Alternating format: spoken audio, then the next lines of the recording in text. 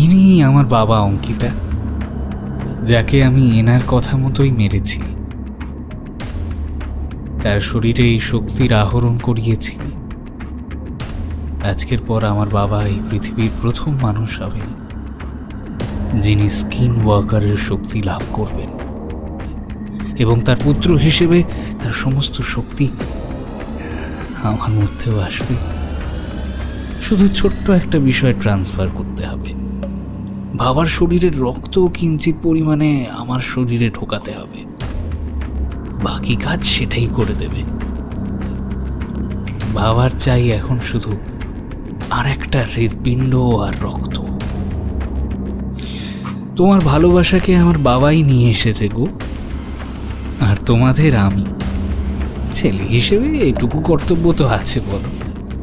আমি কথা দিচ্ছি, একটু জাস্ট কয়েক সেকেন্ড মতো ব্যথা লাগবে, তারপর আর কিচ্ছু অনুভব হবে না। প্লিজ লক্ষ্মীটি, ওঠো ওঠো।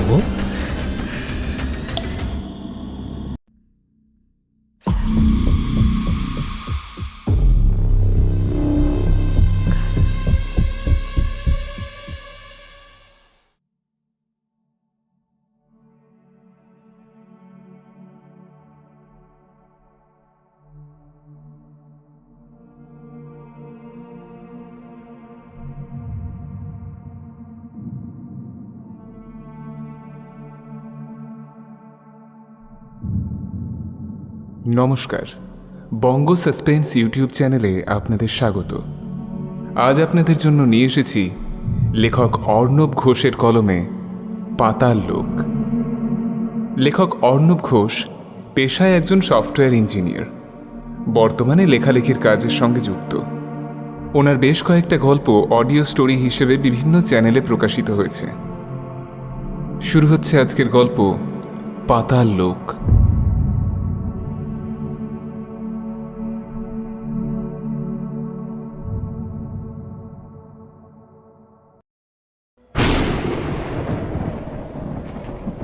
আজ সকাল থেকেই আকাশটা গুরুগম্ভীর, সূর্যের কোনো চিহ্নই নেই। এরই মধ্যে ক্রিং ক্রিং শব্দে টেবিলের উপরে রাখা ফোনটা বেজে উঠল। সে ভেবেছিল এই ওয়েদারে একটু দেরি করে থানায় ঢুকবে, তাই এখনও বিছানায় গড়াগড়ি খাচ্ছে। কিন্তু সকাল সকাল ফোন বেজে ওঠায় একটু আশ্চর্য লাগলো ইন্সপেক্টর সোমের। ফোন তুলতেই দেখলো একটা চেনা নম্বর। মনে পড়ে গেল তার আজকের দিনের বিশেষত্ব। লজ্জায় সে চোখ বন্ধ করল, কারণ আবার সেই দিনটা ভুলে গেছে। ফোন ধরতেই ওপাশ থেকে চেনা কণ্ঠে আওয়াজ এলো, কি আবার ভুলে গেছো নাকি? আরে মোটেই না, এই তো রেডি হচ্ছি। বুঝেছি, মানেই সবে ঘুম থেকে উঠলে কি, তাই তো? আচ্ছা, আমি 1 ঘন্টা পরেই বেরোবো, তাড়াতাড়ি রেডি হয়ে চলে এসো। বলছি এবছর আলিপুরের নতুনটায় তো? হ্যাঁ হ্যাঁ, রাখলাম। ফোন রাখতেই অমরেশ একটা দীর্ঘশ্বাস ফেলল। তার জীবনে দেখা এক অলৌকিক জিনিসের সাক্ষী বারবার ফিরে আসে এই বিশেষ দিনটায়। তাই আজ একটু আগে বেরোতে হবে, দেখা করতে হবে একজন বিশেষ মানুষের সঙ্গে। 25 বছর আগেকার কথা। সেদিন সকাল থেকে রাত অবধি ঝমঝমিয়ে এক নাগারে বৃষ্টি পড়েই চলেছিল। জমাট বাঁধা অন্ধকার যেন তার করাল গ্রাস বসিয়ে রেখেছিল সম্পূর্ণ প্রকৃতির উপর। সেটা পূর্ণিমার রাত, কিন্তু দেখে তা বোঝার জো নেই। চন্দ্রিমার মোহময় চাপল্যকে এক কথায় আড়াল করে রেখেছিল কৃষ্ণবর্ণের দিগন্ত বিস্তৃত মেঘের দল। তাদের থেকে নেমে আসা অজস্র বৃষ্টির কণা ধরিত্রীকে সিক্ত করার কাজ সম্পন্ন করছিল।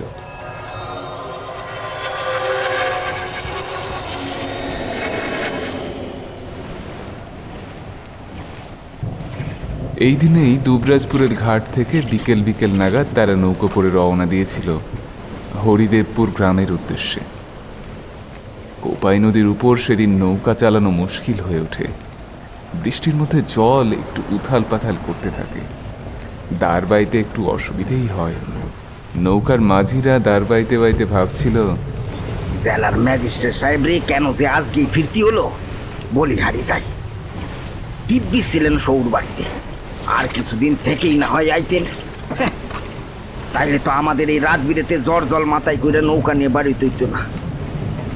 না ঝড় না, মুষলধারে বৃষ্টিই হচ্ছিল শুধু। কিন্তু এই বৃষ্টিতে কোপাই নদীর জলধারা চপলা মেয়ের মতো নৃত্য করছিল। ওই দূরে পাড় দেখা গেলেও এই বেয়ারা অসমান জলে নৌকার দাঁড়টাও যেন জল খেলি শুরু করেছে। সহজে পাগে আনা যাচ্ছে না। নৌকার ভিতরের ছাউনিতে টিম টিম করে লণ্ঠন জ্বালিয়ে একটা বই খুলে পড়াশুনো করছিলেন ম্যাজিস্ট্রেট সাহেব। দুই মাঝি মনে মনে বলল, অমনি পড়াশোনায় মন বাম, এরকম মন দিয়ে স্বয়ং বিদ্যাসাগর মহাশয় পড়তেন কিনা সন্দেহ। হ্যাঁ, বাইরে বৃষ্টির জলে নৌকা প্রায় টলমল, কিন্তু ভিতরে ওনার কোনো হেলদোল নাই। তার ছাউনির ভিতরের জগৎটা যেন এক অন্য জগৎ, বাহ্যিক জগতের থেকে সম্পূর্ণ ভিন্ন। অবশেষে দুই দক্ষ মাঝির অক্লান্ত বৃষ্টি ভেজা পরিশ্রমের ফলে অবশেষে দুলকি চালে দুলতে দুলতে তীরে এসে ঠেকল নৌকা। তাদের মধ্যে একজন লাফিয়ে পাড়ে নামতেই তার পা প্রায় কিছুটা ঢুকে গেল মাটির ভিতর। বৃষ্টিতে ভিজে গিয়ে কাদামাটি হয়ে গিয়েছিল। সে চিৎকার করে বলল, এই এই এই হারু, এই এই কাঠের পাটাতনটা বসায় দে, এই ভালো করে। হ্যাঁ হ্যাঁ, এই হালার বৃষ্টি হইছে, একটু থামার জোনাই। বাজে গন্ধখান আবার আসে কোন দিয়া। একটা অদ্ভুত মরা পচা গন্ধ নাকে আসছে। একবার এদিক ওদিক তাকিয়ে সে আর বেশি মন না দিয়ে কাঠের পাটাতনটা নৌকা থেকে তীর অবধি টানতে লাগলো ভোলা। আর সেটা করতে গিয়েই কাণ্ডটা ঘটল। ভোলার পা গিয়ে ঠেকলো ছোট ছোট লতাপাতা আর কাদামাটির উপর পড়ে থাকা একটা বস্তুর উপরে।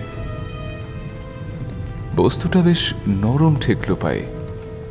পিছনে ফিরে তাকাতেই চমকে উঠল ভোলা। সর্বনাশ! আবার আবার এক কান! এক ঝটকায় পিছনে সরে এলো ভোলা। তড়িঘড়ি এক লাফে নৌকায় উঠে দ্রুত ছাউনির ভিতরে ম্যাজিস্ট্রেট সাহেবকে গিয়ে বলল, কথা কথা বাইরে আসেন, আবার আবার হইছে। বই থেকে মুখ তুলে তাকালেন অমর চৌধুরী, ম্যাজিস্ট্রেট অব বীরভূম। পাশে থাকা ছাতাটা নিয়ে পকেট থেকে করকরে একটা 20 টাকার নোট বের করে ভোলার দিকে এগিয়ে দিলেন।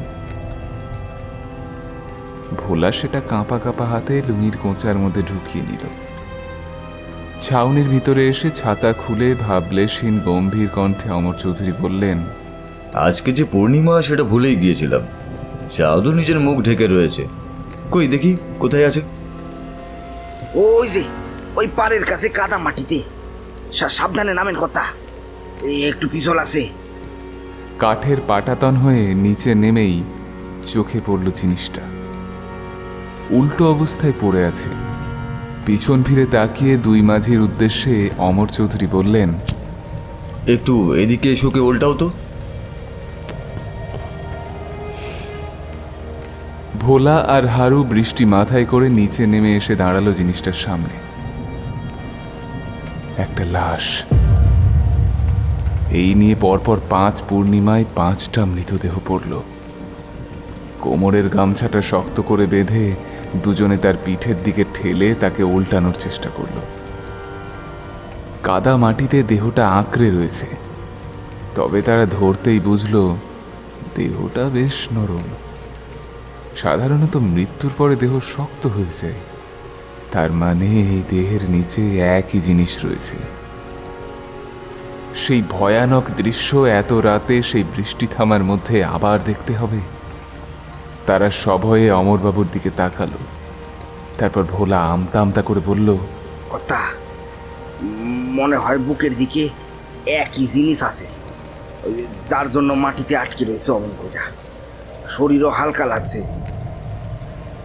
মাফ করেন কথা, কিন্তু আমাদের এখন ওই জিনিস দেখার মতো ক্ষমতা হয় নাই। আমাদের দয়া করে ছাইড়া দেন, ছাইড়া দেন, ছাইড়া দেন কথা। আচ্ছা আচ্ছা, তোমরা শুধু উল্টিয়ে দাও, দাঁড়াতে হবে না, নৌকায় উঠে পড়ো, বাকি কাজটা আমি করে নিচ্ছি। এই বলে তিনি আবার পকেট থেকে দুটো 100 টাকার নোট বের করে তাদের দিকে এগিয়ে দিলেন। গরিব মানুষ, অভাবের সংসার, টাকার জন্য তারা অনেক কিছু করতে পারে। বউ বাচ্চা সংসারের মুখ চেয়ে তারা টাকা নিয়ে আবার কাজে লেগে পড়ল। অবশেষে কিছুক্ষণের চেষ্টার পরে দেহ মাটি থেকে উঠে উল্টো দিকে ঘোরাতে থাকলো। উল্টানোর ঠিক আগের মুহূর্তে হাড়ু আর ভোলা ভয়ার্তভাবে চিৎকার করে কোনো মতে দৌড়ে নৌকায় গিয়ে উঠে পড়ল। আর যে দৃশ্য অমরবাবুর সামনে উপস্থিত হলো, সেটা দেখে অমরবাবু আর নিজের দৃঢ় ভাব রাখতে পারলেন না। সামনে পড়ে আছে একটা খাওয়া লাশ।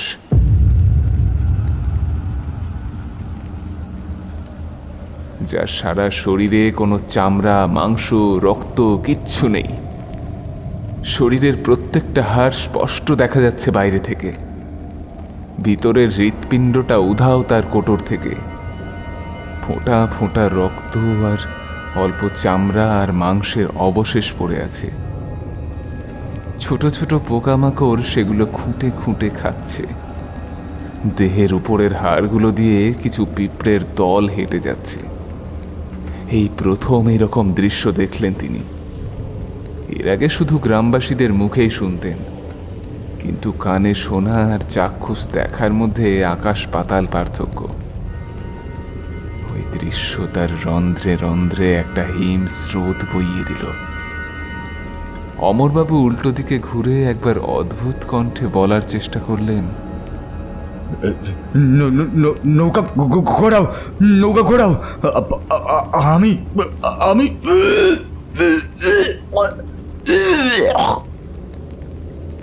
নৌকার পাটাতন ধরে বৃষ্টির মধ্যেই ছাতা ফেলে দিয়ে কোপাই নদীর উপর তিনি বমি করতে থাকেন। দুই মাঝি ভয়ে নৌকা থেকে সেই দৃশ্য দেখার সাহস করছে না। ভোলা একটা জলের বোতল নিয়ে অমরবাবুর দিকে এগিয়ে দেয়। অমরবাবু চোখে মুখে জল দিয়ে তার পিছনে না ফিরে মাটিতে পড়ে থাকা ছাতাটা তুলে নিয়ে আবার নৌকায় চড়ে বসলেন। এখন সম্পূর্ণ ভিজে গেছেন তিনি নিজেও। কোনো কথা না বলে তিনি ছাউনির ভিতরে গিয়ে চুপচাপ বসে পড়লেন। মাঝি দুজন তার সামনে এসে দাঁড়ালে তিনি নিচু কণ্ঠে বললেন, নৌকা ঘোরাও, আমাকে আমাকে শহরে নিয়ে চলো আবার। মাঝিরা আর কোনো কথা না বলে নৌকা ঘোরানোর কাজ শুরু করল।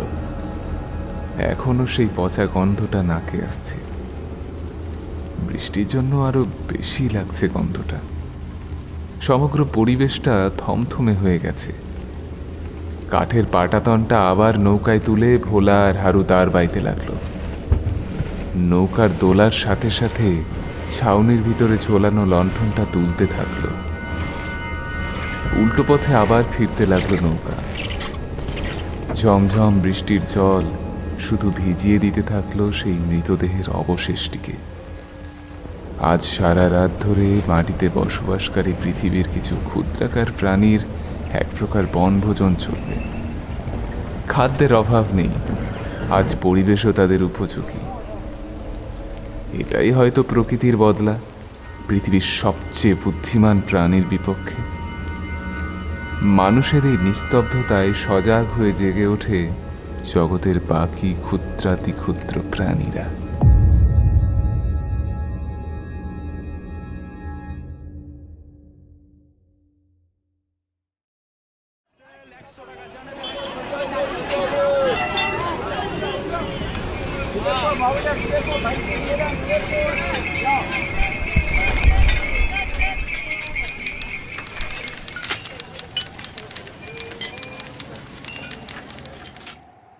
উত্তর কলকাতায় এখনো একটা পুরনো বনেদিয়ানার ছাপ রয়েই গেছে।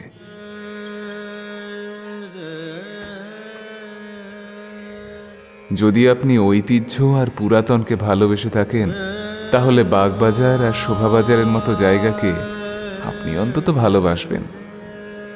পুরনো আমলের বৃহদাকার বাড়ি, ময়লা পড়ে যাওয়া গ্রিল দেওয়া বারান্দা, পলেস্তারা খসে পড়া দেয়াল আর বাতাসে একান্নবর্তিতার মিষ্টি আমেজ। বাগবাজারের ঘাটে লঞ্চ থেকে নেমেই পকেট থেকে ফোন বের করলেন তিনি। একটু এদিক ওদিক তাকিয়ে দেখলেন তার যাকে চেনার কথা তাকে তিনি দেখতে পাচ্ছেন না। সামনে একদল মানুষ তাদের পরিবারের কারো শ্রাদ্ধের কাজ সম্পন্ন করছেন। গঙ্গার ঘাটে কিছু মানুষ স্নান করে নিজেদের পবিত্র করছেন। বেশ ভিড় এই অঞ্চলটাই। ঘাটের সিঁড়ির পাশে একটা ছোট্ট পুরনো লাল পাথরের মন্দির আছে। একটা ছোট্ট লেভেল ক্রসিং আছে কিছু দূর এগিয়েই। যার সাথে তিনি আজ দেখা করতে এসেছেন তার চাকরের আসার কথা এখানে। ও, এখন আবার চাকর বলা হয় না এদের, নতুন নাম হলো কেয়ারটেকার। কিন্তু এত ভিড়ের মধ্যে তিনি তাকে দেখতে পেলেন না, সুতরাং ফোন নম্বরে ডায়াল করলেন।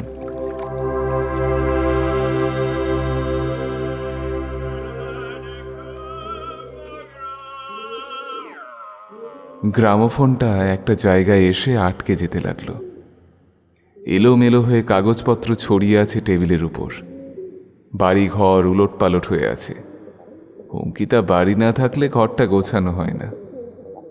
সে গেছে ইন্ডিভিজুয়াল একটা প্রজেক্ট শেষ করতে, যদিও সে আজকেই চলে আসবে।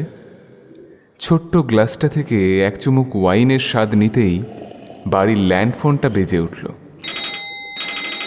চশমাটা টেবিলের ওপর রেখে ফোনটা রিসিভ করে সে বলল, hello, Bengali Times freelancer Aditya Sarkar বলছি। হ্যালো, আমি অমর চৌধুরী। ও, আপনার সাথে আজকে দেখা করার কথা। হ্যাঁ হ্যাঁ, আপনি কি বাগবাজার ঘাটে এসে গেছেন? হ্যাঁ, এই লেভেল ক্রসিং এর সামনেই দাঁড়িয়ে আছি। আপনার কেয়ারটেকারকে তো ও, আপনি এক কাজ করুন, আপনি ক্রসিংটা পেরিয়ে মেন রোডে উঠে এই দিকটার ফুটে আসুন, ওকে পেয়ে যাবেন। ওর নাম সুখেন, বয়স ওই 40-42 মতো। দেখবেন নীল শার্ট আর কালো হাফ প্যান্ট পরে আছে, আপনার নাম বলা আছে, ওকে বলুন নিয়ে আসবে। ওকে ওকে, থ্যাংক ইউ। ফোনটা রেখেই আদিত্য আবার গ্রামোফোনটা শুরু থেকে চালিয়ে দিল। সুরেলা সুর বাজতে শুরু করলে একটা হালকা হাসি হেসে এক সিপ ওয়াইন নিয়ে আদিত্য শুধু বলল, পারফেক্ট। ওপাশে ফোন রাখতেই পাশের ছোট্ট মন্দিরটা থেকে একটা ঘন্টার আওয়াজ শুনতে পেলেন। একজন লোক স্নান সেরে বাইরের ঘন্টাটা বাজিয়ে প্রণাম করে উঠল। অমরবাবু এক ঝলক মন্দিরের ভিতরটা দেখে নিয়ে একবার প্রণাম করে ক্রসিংয়ের দিকে এগোতে থাকলেন। ক্রসিং পেরিয়ে বড় রাস্তায় উঠতেই আদিত্যর কথা মতো তিনি লোকটাকে দাঁড়িয়ে থাকতে দেখলেন। উল্টো দিকের ফুটপাতে নীল জামা কালো হাফ প্যান্ট পরা একটা লোক আনমনে একদিকে তাকিয়ে নিজের মতো বিড়িতে টান দিচ্ছে। মাথায় উড়োঝোড়ো চুল। ফোনটা পকেটে ঢুকিয়ে রাস্তা পেরিয়ে তার সামনে এসে অমরবাবু বললেন, তোমার নামই সুখেন? লোকটা একবার আপাদমস্তক অমরবাবুকে দেখে নিল। অমরবাবু আবার বললেন, আমি অমর চৌধুরী, তোমার বাবুর সাথে কথা হয়েছে। হকচকিয়ে উঠে লোকটা হাতের বিড়ি ফেলে দিয়ে তাকে অনুসরণ করতে বলল। অমরবাবুও কথা মতো তাকে অনুসরণ করলেন। একটা গলির ভিতরে ঢুকে দ্বিতীয় বাড়ির ছোট্ট দরজাটা খুলে লোকটা ওনাকে ঢুকতে বলল। অমরবাবু ভিতরে ঢুকে দেখলেন একটা বড় পুরনো ভগ্নপ্রায় রাজবাড়ি। নিচের ফাঁকা অংশে একটা সাদা পুরনো অ্যাস্টন মার্টিন গাড়ি দাঁড় করানো। উপরের ঘর থেকে একটা হালকা আওয়াজ আসছে, গ্রামোফোনের। কেয়ারটেকার আঙুল দিয়ে দেখিয়ে বুঝিয়ে দিল দোতলায় যেতে হবে। অমরবাবু দোতলার সিঁড়ি দিয়ে ধীরে ধীরে উপরে উঠে এলেন। দরজাটা হালকা করে ভেজানো ছিল। অমরবাবু দেখলেন ভিতরে এক 28-30 বছরের যুবক ঘোরাঘুরি করছে। তিনি কাঁচের দরজার উপর টোকা মেরে বললেন, আসতে পারি? হ্যাঁ হ্যাঁ, আসুন আসুন। অমরবাবু দেখলেন ছেলেটার বুদ্ধিদীপ্ত চোখ, আকর্ষণীয় চেহারা, সরু রিমের চশমা, ছোট করে সেভ করা দাড়ি গোঁফ, পরনে একটা টাইট ফুল স্লিভ গেঞ্জি আর একটা ট্র্যাক প্যান্ট। ঘরটা বেশ অগোছালো। অমরবাবু ঢুকতেই ছেলেটা ব্যস্ত হয়ে খাটের এক পাশে কোনো মতে পরিষ্কার করে ওনাকে বসতে দিল। চারিদিকে পেন, পেন্সিল, কাগজপত্র, স্টিকি নোটস, পিন, কাঁচি ছড়িয়ে ছিটিয়ে পড়ে আছে। আদিত্য একটু হেসে বলল, কাইন্ডলি একটু অ্যাডজাস্ট করে নেবেন। আমার পার্টনার এখন নেই তো, তাই ঘরদোর একটু অগোছালো। ও থাকলে সব ঠিকঠাক থাকে। না না, আপনি অত ব্যস্ত হবেন না। আমি তো আর আপনার বাড়ি দেখতে আসিনি। যেই কাজে এসেছি সে ব্যাপারে সাহায্য পেলেই আমি কৃতজ্ঞ থাকবো আপনার কাছে। হ্যাঁ, একটু দাঁড়ান প্লিজ। এই বলে আদিত্য অন্য একটা ঘর থেকে একটা ডায়েরি, একটা পেন, একটা রেকর্ডার আর একটা টুল নিয়ে এসে বসলো অমরবাবুর সামনে। অমরবাবু বুঝলেন যে এখন উনি যা বলবেন আদিত্য সব নোট করবে। আদিত্য পাতা উল্টিয়ে তার কাঙ্ক্ষিত পাতায় এসে জিজ্ঞাসা করল, আপনার নামটা কি যেন বলেছিলেন? Amar, Amar Chowdhury, district magistrate, Birbhum. বেশ। Aditya Sarkar, Bengali Times freelancer, connecting with district magistrate of Birbhum mister Amar Chowdhury. পরবর্তী কণ্ঠস্বর অমরবাবুর। শুরু করুন ম্যাজিস্ট্রেট সাহেব, একদম শুরু থেকে। অমরবাবু বলা শুরু করলেন। রেকর্ডার চলছে, কিন্তু তবুও আদিত্য কিছু কিছু বিশেষ জিনিস নোট করে নিচ্ছে। বলার মাঝেই কেয়ারটেকার এসে 1 কাপ চা আর বিস্কুট দিয়ে গেল। সম্পূর্ণ বলা শেষ হলে আদিত্য রেকর্ডারে বলল, কমপ্লিশন কনফার্মড, কাটিং সাউন্ড। এরপর উঠে গিয়ে 1 গ্লাস জল এনে আদিত্য সেটা অমরবাবুর দিকে এগিয়ে দিল। অমরবাবু জল খেয়ে জিজ্ঞাসা করলেন, তাহলে কি বুঝলেন? দেখুন, ব্যাপারটা আপনাদের মতন আর 5টা সাধারণ মানুষের কাছে অলৌকিক লাগবে, কিন্তু মানে আমরা যারা দেশ বিদেশের নানান জিনিসপত্র ঘাঁটাঘাঁটি করি, আজগুবি জিনিস নিয়ে ডিল করি অ্যাকচুয়ালি আমরা, তাদের কাছে তো অলৌকিক নয়। এরকম ঘটনার কিছু বিদেশি রেফারেন্সও আছে, তবে আপনাদের ঘটনায় ইন্টারেস্টিং বেশ কিছু বিষয় রয়েছে। আমি একবার অঙ্কিতার সঙ্গে আলোচনা করে দেখি ওর কি মতামত। আমি কাল একবার আপনাকে কল করব, ঠিক আছে? আপনার ফোন নাম্বারটা আমাকে দিয়ে যান। অমরবাবু একটা কার্ড বার করে আদিত্যকে দিলেন। তারপর ফেরার জন্য উঠলেন। সিঁড়ি দিয়ে নামতে নামতে তিনি বললেন, আমার যদি অকস্মাৎ কিছু হয় বুঝে নেবেন আমি এই সবেরই শিকার। আপনাকে বলে যাচ্ছি এটাই অনেক। অন্য কাউকে তো বললে বিশ্বাসই করবে না, অথচ চোখে দেখা জিনিস কি করি বা অস্বীকার করি বলুন তো। তাই আপনি যে সবটা যত্ন সহকারে শুনলেন তার জন্যই আপনাকে অগ্রিম ধন্যবাদ। না না, এখনই ধন্যবাদের কোনো প্রয়োজন নেই। আমরা কিছু করতে পারলে সত্যিই খুশি হব। দেখা যাক, এখনও তো হাতে দিন 15 সময় আছে। আস্তে আস্তে দুজনে নিচে নেমে দেখলেন তাদের কেয়ারটেকার একটা লম্বা পাইপ দিয়ে পুরনো সাদা গাড়িটা জল দিয়ে ধুচ্ছে। অমরবাবু তার দিকে একবার তাকিয়ে আদিত্যকে প্রশ্ন করলেন, আচ্ছা, একটা কথা জিজ্ঞাসা করছি, কিছু মনে করবেন না। আপনাদের এই চাকরটা কি? বোবা, ঠিকই ধরেছেন। ও বোবা।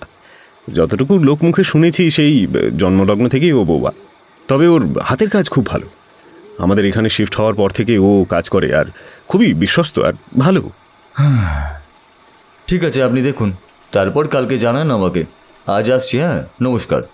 অমরবাবু দরজা দিয়ে বেরিয়ে গেলেই ভুরু কুঁচকে যায় আদিত্যর।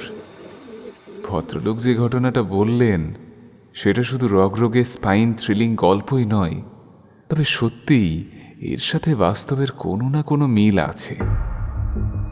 অঙ্কিতা আসার একটু আগেই এই বিষয় নিয়ে পড়াশুনো করে রাখা ভালো। এক ছুটে উপরে চলে গেল আদিত্য। ওদিকে বাগবাজারের ঘাটকে বিদায় জানিয়ে সেখান থেকে চেনা রাস্তা ধরে আবার বীরভূম ফিরে গেলেন অমরবাবু। টিভিতে রাত 9টায় আবহাওয়ার খবর জানানো হচ্ছে। আজ রাত থেকে কলকাতা এবং উপকূলবর্তী এলাকায় ভারী বর্ষণের সম্ভাবনা রয়েছে। আকাশটা বিকেল থেকেই অন্ধকার হয়ে কালো মেঘের চাদরে ঢেকে গিয়েছিল। এখন মাঝে মাঝে তাদের গর্জনও শোনা যাচ্ছে। আদিত্য রাতের খাবারের জন্য টমেটো আর পেঁয়াজ কুচি করে কাটছিল। কেয়ারটেকার সুখেন্দা ছাদ থেকে সমস্ত জামাকাপড় তুলে আনলো। সেই দেখেই আদিত্য বলে উঠল, ওহো, দেখেছো, ছাদে জামা কাপড় ছিল, খেয়ালই নেই। থ্যাংক ইউ সুখেন্দা। ওই ওই ঘরে খাটে রেখে দাও। আর বলছি, ছাদের দরজায় কি তালা দিয়ে দিয়েছো? ঘাড় নেড়ে হ্যাঁ বুঝিয়ে দিল সুখেন্দা। ঠিক এই মুহূর্তে বাইরের গেট খোলার আওয়াজ পেল আদিত্য। যাক, বৃষ্টি শুরু হওয়ার আগেই অঙ্কিতা ঢুকে পড়েছে। অঙ্কিতা সবে চাতালে পা রেখেছে, তখনই ঝিরঝিরে বৃষ্টি শুরু হয়েছে। ধীরে সুস্থে উপরে উঠে এসে ও ঘরে ঢুকতেই আদিত্য বলল, what a great timing madam. Number আর সময় পেল না ও। এই কেন? এর চেয়ে ভালো সময় জ্ঞান কার আছে বল? তুই যে রাস্তা দিয়ে এলি সেটা এবার বরুণদেব শুদ্ধ করে নিচ্ছে। ইয়ার কি ভালো লাগছে না, চা কর তো। আর কি অবস্থা ঘরদোরের? সুখেন্দা, এক কাপ চা দিয়ে যেও, আর এখানে সবজিগুলো কেটে দিয়েছি, নিয়ে যেও একটু। এই শোন, তুই ফ্রেশ হয়ে নে, নতুন কাজ আছে। আবার? কোনো মতে অনিচ্ছা সত্ত্বেও অঙ্কিতা ওয়াশরুমের দিকে হাঁটা লাগালো। ঝিরি ঝিরি বৃষ্টি শুরু হয়েছে। আদিত্য জানালাগুলো বন্ধ করতে থাকলো। ফ্রেশ হয়ে ফিরে এসে অঙ্কিতা চুল মুছতে মুছতে দেখল সুখেন্দা চা রেখে গেছে। গরম চা থেকে আদা আর এলাচের গন্ধ আসছে। ঘরটা তাও আগের থেকে একটু গোছানো লাগছে। আদিত্য তার ডায়েরি আর রেকর্ডার নিয়ে এসে তাকে বসতে বলল। অঙ্কিতা বসতেই আদিত্য রেকর্ডার অন করল। অঙ্কিতা চায়ে চুমুক দিতে দিতে শুনতে লাগলো অমরবাবুর কণ্ঠস্বর। নমস্কার, আমার নাম শ্রীযুক্ত অমর চৌধুরী। আমি বীরভূম জেলার ম্যাজিস্ট্রেট। আমি দুবরাজপুর ডিভিশনের হরিদেবপুর গ্রামের বাসিন্দা।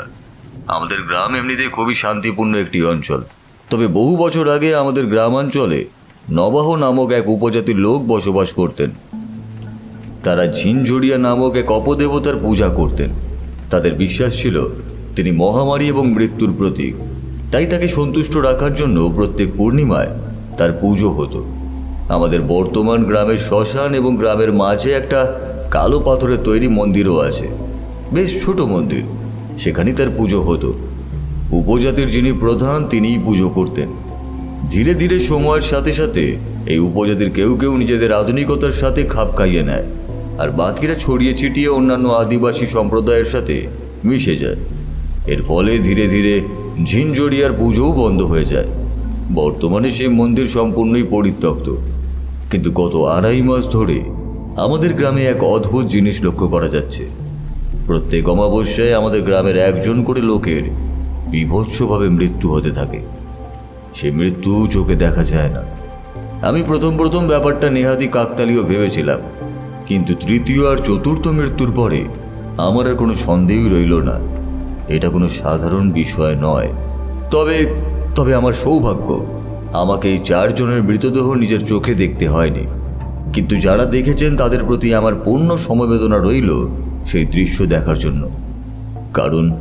কারণ পঞ্চম মৃতদেহ আমি নিজের চোখেই দেখেছি। আমি এখন সেই জিনিসই বর্ণনা করতে যাচ্ছি। যারা শুনছেন তাদের কাছে আমি আগে থেকেই ক্ষমা প্রার্থী। আমি যখন গত রাতে আমার গ্রামে ফিরছিলাম, আমার ফিরতে একটু দেরি হয়ে গিয়েছিল। আমি আমার চেনা নৌকা ধরেই আমার হরিদেবপুর গ্রামের ঘাটে যেই পা দিয়েছি, এক বিভৎস পচা দুর্গন্ধ আমার নাকে যেন ধাঁধা লাগিয়ে দিল। আমার মনে হলো বাতাসে যেন শুধু ওই গন্ধটাই রয়েছে।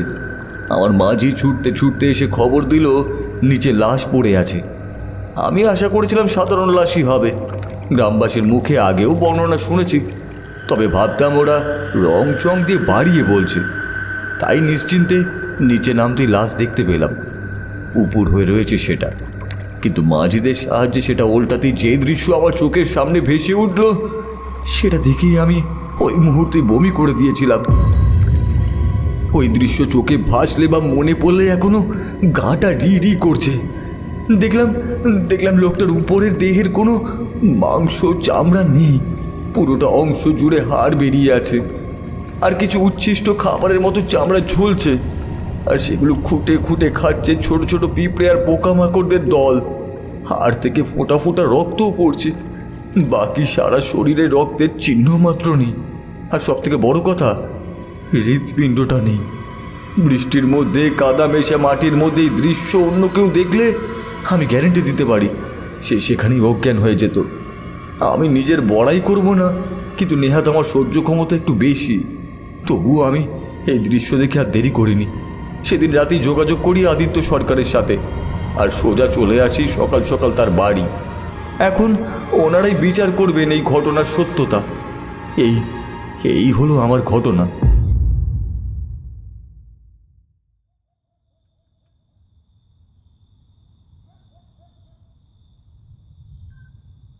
বর্ষার রাতে গ্রামে গঞ্জে জমায়েত হওয়াটা খুবই সাধারণ ঘটনা। সেখানে গল্পগুজব হয়, আড্ডা হয়, মনে কোনো চিন্তাভাবনা ভয় কিছুই থাকে না। কিন্তু হরিদেবপুরের গ্রামে আজকের সভায় সকলে এসেছে নিজেদের অস্তিত্ব রক্ষার জন্য। ভয়, হ্যাঁ, ভয়ই আজ একত্রিত করেছে সকলকে। অমরবাবুর বাড়ির দালানে আজ গ্রামের গণ্যমান্য ব্যক্তিরা উপস্থিত। এছাড়াও সাধারণ মানুষের জন্যও আজ অবারিত দ্বার। সত্যি, মৃত্যু জাত পাত ধনী দরিদ্র দেখে আসে না, তার কাছে সব মানুষের প্রাণের একই মূল্য। অমরবাবু একটা চেয়ারে বসে সকলের উদ্দেশ্যে বললেন, আমি কলকাতা শহরে দুজনকে খবর দিয়েছি। ওনারা যদি আসেন, আমি চাই আপনারা যেন ওনাদের সম্পূর্ণ সহযোগিতা করেন, কারণ ওনারা আপনাদের বিষয়টাকে, আমাদের গ্রামের বিষয়টাকে আরো বড় জায়গায় তুলে ধরতে পারবেন। ওনারা কি ওঝা বা তান্ত্রিক? ভিড়ের মধ্য থেকে গ্রামের এক সম্ভ্রান্ত পরিবারের ছেলে প্রশ্নটি করল। অমরবাবু একটু হেসে বললেন, কোনোটাই নয়, তারাও আমার তোমার মতো সাধারণ মানুষ, তবে এইসব বিষয়ে চর্চা আছে ওনাদের। এসো, তুমি এদিকে এসো সুরেশ। দেখো, তুমি চৌখস, তোমার বাবাও ওই একই জিনিসের কাছে প্রাণত্যাগ করেছেন, কাজেই তুমি ওনাদের সব দেখিয়ে শুনিয়ে দেবে। আপনি কোনো চিন্তা করবেন না জেঠু, আমি ওনাদের সব ঠিকঠাক মতো বুঝিয়ে দেবো। দেখো, ওনাদের যেন কোনো অসুবিধা না হয়, তোমাকে ভরসা করে দায়িত্ব দিচ্ছি। আমার ওপর ভরসা রাখুন জেঠু, আমি আপনার পা ছুঁয়ে বলছি, তাদের কোনো অভিযোগের সুযোগ দেব না। বেশ, আর ওনাদের থাকার ব্যবস্থা কোথায় করবে? আমি তো ভেবে রেখেছি আমাদের বন্ধ আখড়াটায় ব্যবস্থা করে দেব। ওটা খালি পড়ে আছে, শুধু দুটো খাট আর কিছু চেয়ার টেবিলের ব্যবস্থা করলেই হবে। বেশ বেশ, তাহলে ওনারা আসার আগে ঘরটা একটু পরিষ্কার করে রেখো। সেদিন আর বিশেষ কিছু আলোচনা হলো না। সকলে গম্ভীর মুখ নিয়ে বাড়ি ফিরল। ভবিষ্যৎ সকলেরই অনিশ্চিত। পরের 15তম দিনে কার ভাগ্যে মৃত্যু লেখা আছে সেটা ভগবান এবং স্বয়ং জিনজরিয়া জানেন।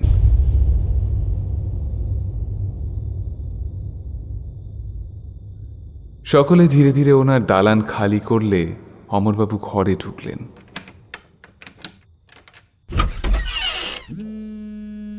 তার মোবাইল ফোনটা হঠাৎ ভাইব্রেট করে উঠল। তিনি দেখলেন আদিত্য সরকার ফোন করেছেন। তিনি ধরেই বললেন, হ্যাঁ হ্যাঁ বলুন, আপনার অপেক্ষাতেই ছিলাম। হ্যাঁ, বলছি আমরা আগামী পূর্ণিমার আগের দিন সকালে রওনা দেব। আপনারা আসছেন তাহলে? বেশ বেশ, আপনি দুবরাজপুর ঘাটে এসে বলবেন ম্যাজিস্ট্রেট অমর চৌধুরীর আত্মীয়। বাকিটা আমি বলে রাখবো, কেমন? ঠিক আছে। আর কোনো বিপদ হয়নি তো? না, এই তো 13 দিন। এখন বিপদ কিছু হবে বলে মনে হয় না। যা হওয়ার সে তো 15 দিনের দিনই হবে। বেশ, তবুও সাবধানে থাকবেন। Good night. ফোন রাখতেই আদিত্য দেখল অঙ্কিতা তার ডায়েরি নিয়ে নোটসগুলো পড়ছে। আদিত্য রাতের বিছানা করতে করতে জিজ্ঞেস করল, এই কিছু বাদ গেলে লিখে নিস তো একটু। তুই যে যে জিনিস লিখেছিস সেগুলো হলো প্রতি পূর্ণিমায় হত্যা হচ্ছে, মানে তিথির একটা বিষয় জড়িত। ঝিনঝরিয়া পুজোর বিষয়ে ডিটেলসে পড়তে হবে। হরিদেবপুর গ্রামের পুরনো ইতিহাস কিছু থাকলে জানতে হবে। রক্তের সাথে কিভাবে অপদেবতা সম্পর্কিত সেই ইকুয়েশনটা বুঝতে হবে। আমি এর মধ্যে দুটো বিষয় যোগ করছি। এক, নবাহ উপজাতির বিষয়ে ভালো করে স্টাডি করতে হবে। 2, হৃৎপিণ্ড নিয়ে নেওয়ার কারণ কি? তাহলে এটা কি তন্ত্র বা ব্ল্যাক ম্যাজিকের সাথে কিছু রিলেটেড, এটা দেখতে হবে। ভালো বলেছিস। ঠিক আছে, তাহলে কাল থেকে শুরু করে দেবো সব ঘাঁটাঘাঁটি। আজকে তুই টায়ার্ড, শুয়ে পড়। আজ আর হবে না কিছু। Good night. আলো নিভিয়ে দিয়ে আদিত্য নিজের ঘরে চলে যায়। আদিত্য আর অঙ্কিতা কলেজ জীবনের বন্ধু। সময়ের সাথে সাথে ধীরে ধীরে তাদের বন্ধুত্ব গাঢ় হয়। বিশ্বাসের এক সুঠাম স্তম্ভ গড়ে ওঠে দুজনের মধ্যে। দুজনেরই উত্তর কলকাতা, গঙ্গার ঘাট, নীরবতা পছন্দের বিষয়। অগাধ ভরসা থাকায় তারা নিজেরাই এই পুরনো পরিত্যক্ত রাজবাড়িতে নিজেদের ছোট্ট একটা ঘর মতো বানিয়ে নিয়েছে।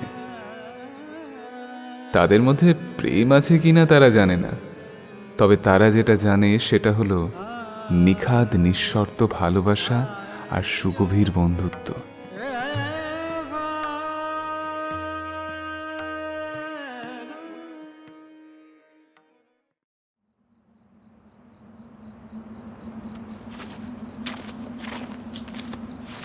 রাতের অন্ধকারে গুটি গুটি দুই জোড়া পা বেরিয়ে এসে জমা হলো গ্রামের শিবতলার মন্দিরের সামনে। চুপি চুপি দুজন নীরবে হাঁটতে থাকে গ্রামের শেষ মন্দিরের উদ্দেশ্যে। তাদের সম্পূর্ণ শরীর এবং মুখ মোটা কালো কাপড়ে ঢাকা রয়েছে। মাথার উপরের আকাশে মেঘের গর্জন আর বিদ্যুতের ঝলকানি যেন আলো ছায়ার খেলা শুরু করে দিয়েছে। তবু নিচের দুজন দ্রুত পা চালাতে লাগলো। এক দুবার পিছন ফিরে তাকিয়ে দেখেও নিল পিছু পিছু কেউ আসছে কিনা। না, কেউ আসছে না। মন্দিরে আসার কিছু আগে থেকেই গ্রামটা শুনশান হয়ে যায়। একটা জায়গায় কোনো জনবসতি নেই। একটা বড় সাইজের পাথরের ভূমির উপর মন্দিরটি অবস্থিত। সেখানে যেতে হলে পাথরে চড়ে উপরে আসতে হয়। লোক দুটো হাঁটতে হাঁটতে পাথরের নিচে এসে উপস্থিত হলো। তারপর একবার এদিক ওদিক দেখে দুজনেই চটিজোড়া খুলে হাতে নিয়ে পাথরে চড়ার কাজ শুরু করলো। বৃষ্টির জন্য পাথরে জলকাদা লেগে পিচ্ছিল হয়ে আছে, তাই চটি পড়ে উঠলে স্লিপ করে দুর্ঘটনার সম্ভাবনা থাকবে। ধীরে ধীরে কোনো মতে তারা পাথর বেয়ে উপরে উঠে এলো। সম্পূর্ণ মন্দিরটি অন্ধকার, তাদের ভিতরে প্রবেশ নিষেধ। তারা বাইরে থেকে চুপি চুপি কণ্ঠে বলল, গুরুদেব, খবর আছে তো বটে, খুব জরুরি।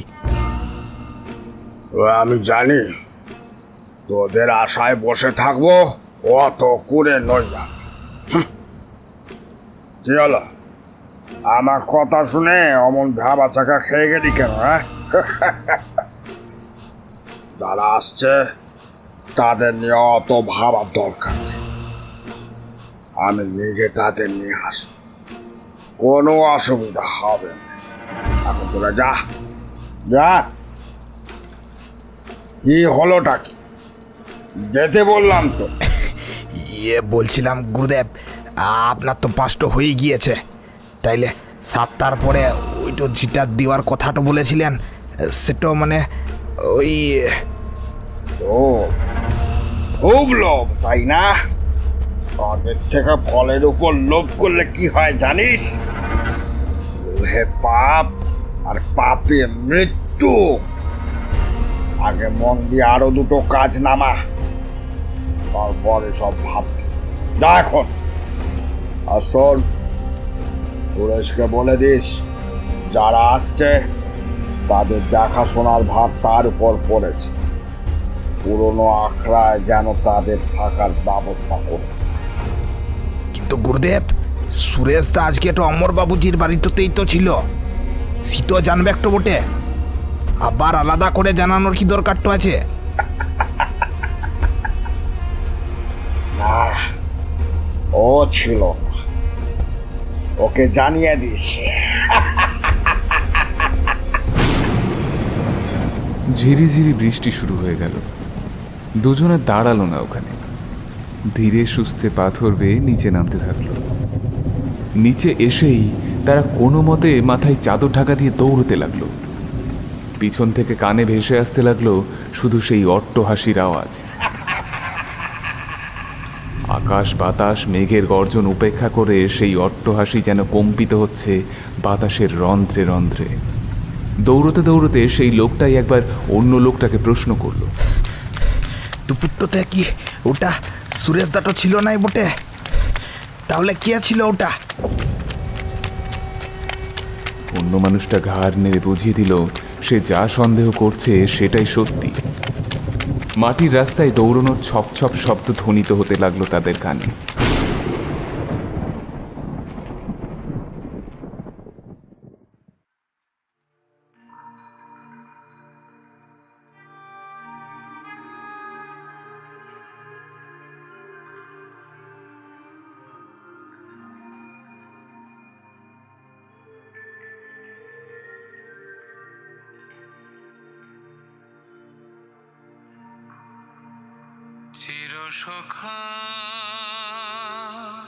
ঘুম ভাঙল একটা পুরনো গানের রেকর্ডে। আদিত্য গ্রামোফোন চালিয়েছে, তবে কণ্ঠটা কিরকম বয়স্ক মানুষের মতন লাগছে। অঙ্কিতা ঘুমন্ত চোখে জিজ্ঞেস করলো, কার গান এটা? আরে আমার ঠাকুরদার। ঘরে আমার পুরনো ট্রাঙ্কটা ঘাঁটছিলাম কিছু বইপত্রের জন্য, সেখানেই পেলাম এটা। ভুলেই গিয়েছিলাম যে এখানে নিয়ে এসেছি। আর কি পেলাম দেখ।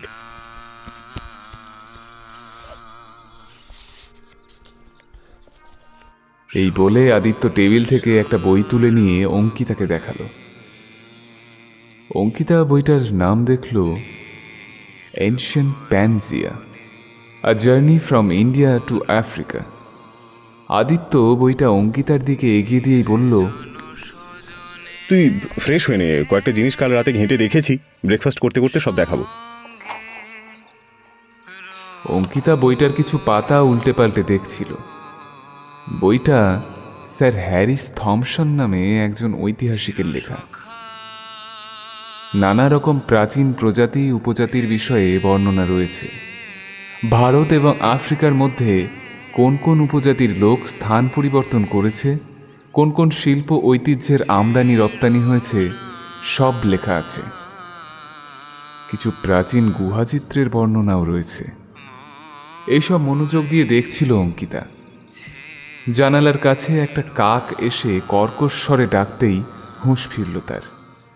আদিত্য উল্টো দিক থেকে ধমক দিল, আরে তাড়াতাড়ি যা না, চা দিতে বলেছি, এরপর চাটাও গিলবি ঢকঢক করে। অঙ্কিতা তাড়াতাড়ি গিয়ে হাত মুখ ধুয়ে ফ্রেশ হয়ে চা নিয়ে বিছানায় বসল। আদিত্য তার ল্যাপটপ এনে তাকে দেখানো শুরু করলো। সুখেন্দা জলখাবারে পাউরুটি, স্যালাড আর ডিমের অমলেট করে দিয়ে গেছে। আদিত্য এক কামড় দিয়ে বলা শুরু করলো,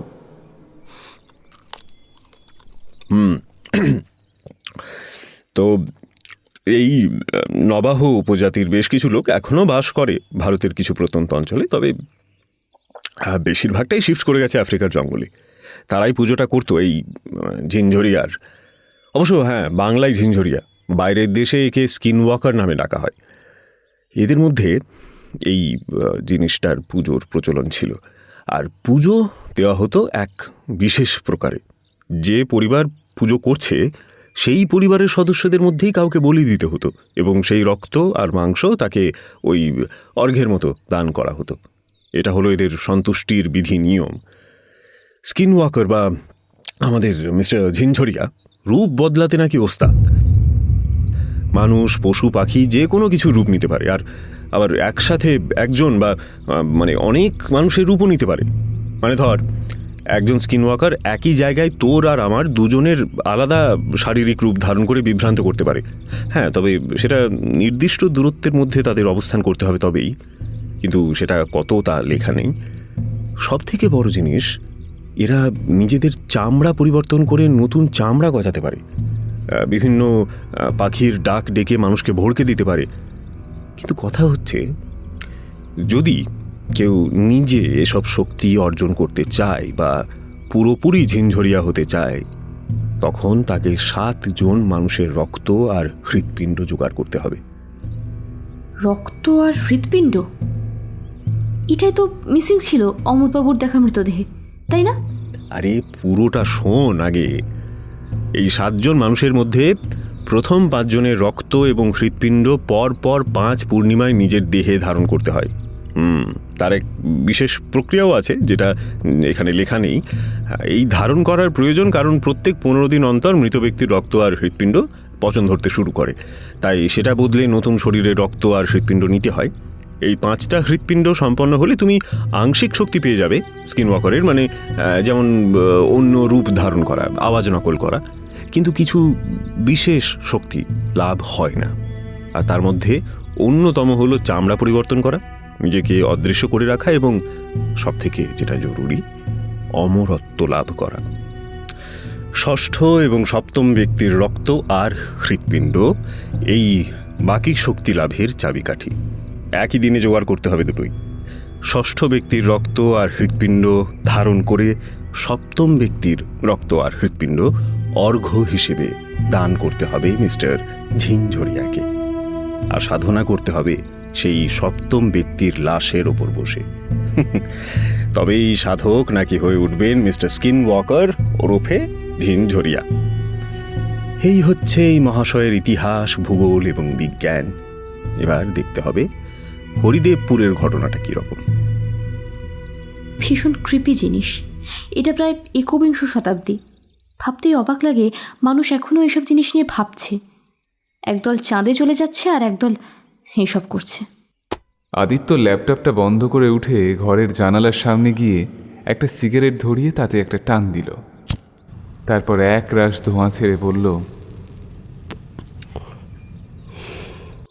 সব কিছুরই একটা ব্যালেন্স আছে, বুঝলি? এসব মানুষগুলো সেই ব্যালেন্সটাই ধরে রেখেছে। দেখ না, মানুষ যখন জানোয়ারের মতো থাকতো তখন তাদের সম্বল কী ছিল? জঙ্গলে শিকার, গোষ্ঠীদ্বন্দ্ব, প্রকৃতি পুজো। বর্তমানে মানুষ রকেট ছাড়ছে, চাঁদে সূর্যে পাড়ি দিচ্ছে, এটা যেমন সভ্যতার নবীনতম দিক, ঠিক তেমনি উল্টো দিকে জঙ্গলে মাসাইদের সিংহ শিকার, এই নবাহদের অপদেবতা সন্তুষ্টির পুজো, তন্ত্রমন্ত্র, এসবই হলো সভ্যতার প্রাচীনতম দিক। দুটো দিকেই মানুষ নিজের কাজ চালিয়ে ব্যালেন্স করছে আর কি।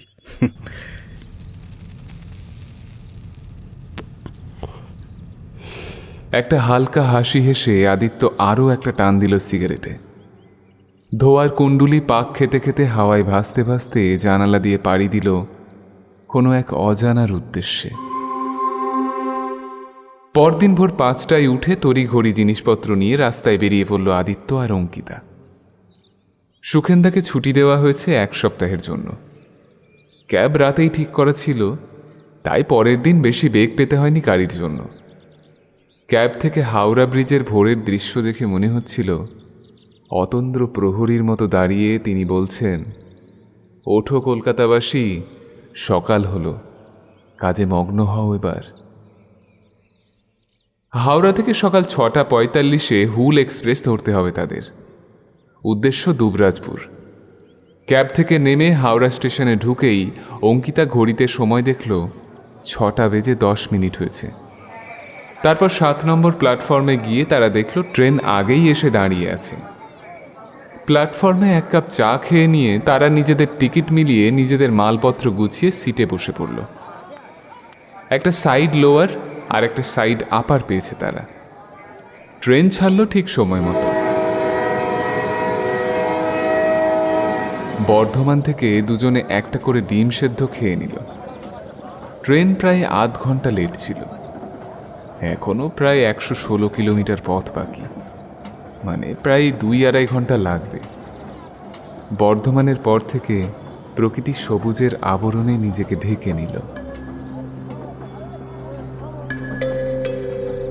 এই অঞ্চলের বেশিরভাগ জায়গায় গ্রাম্য ধরনের। নীল আকাশের নিচে সবুজ দিগন্ত বিস্তৃত মাঠ আর সোনালি ধান ক্ষেত দেখলে মনে হয় যেন কোনো অঙ্কন শিল্পীর তৈরি করা সুদৃশ্য পটভূমি কাগজ থেকে ফুটে উঠেছে বাস্তবের প্রেক্ষাপটে।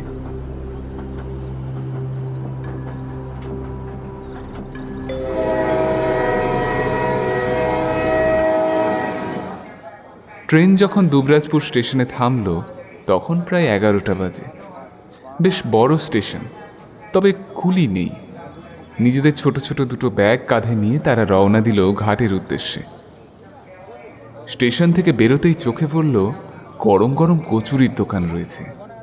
অঙ্কিতা বায়না ধরল সে কচুরি খাবে। আদিত্য ভাবল খেয়ে নেওয়াই ভালো, কারণ দুপুরে কখন খাওয়া দাওয়া হবে ঠিক নেই।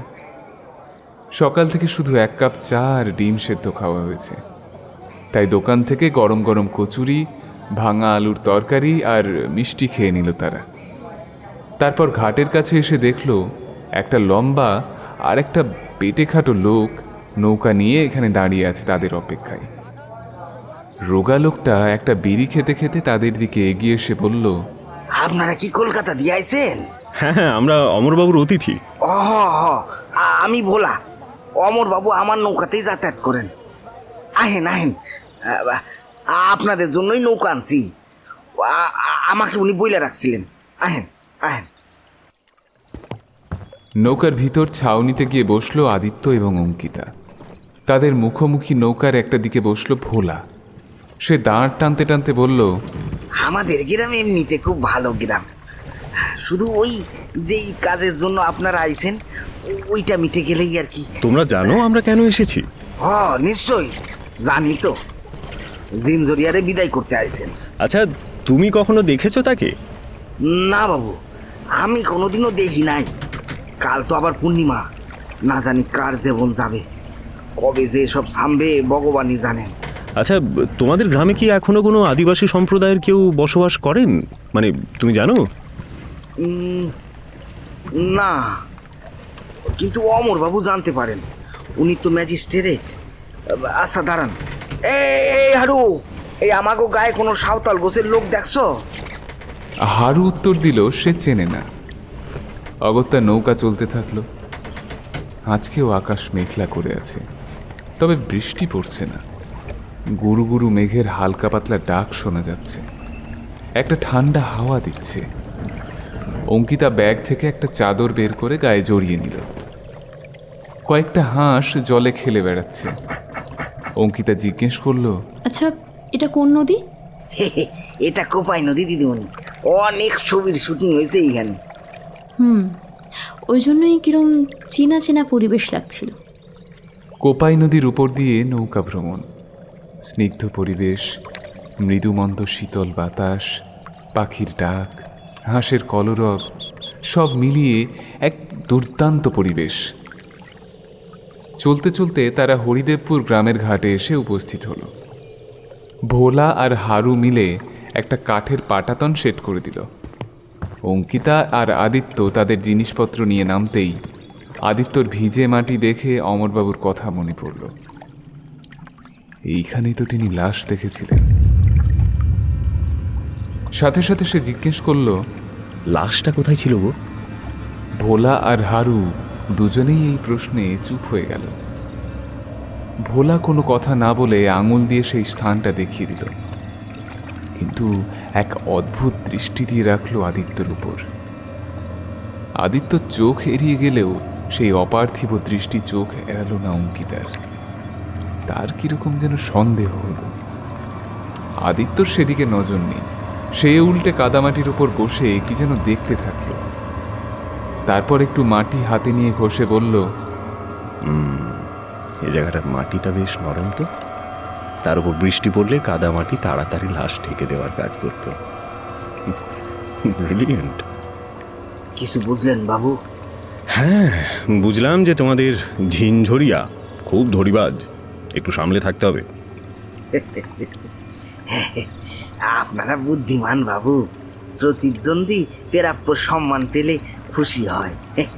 আপনারা গ্রামে যান, আমি আর হারু একটু ওই পারে যাব। শেষ কথাগুলো যেন আদিত্যর মনেও কিরকম একটা সংশয় তৈরি করল।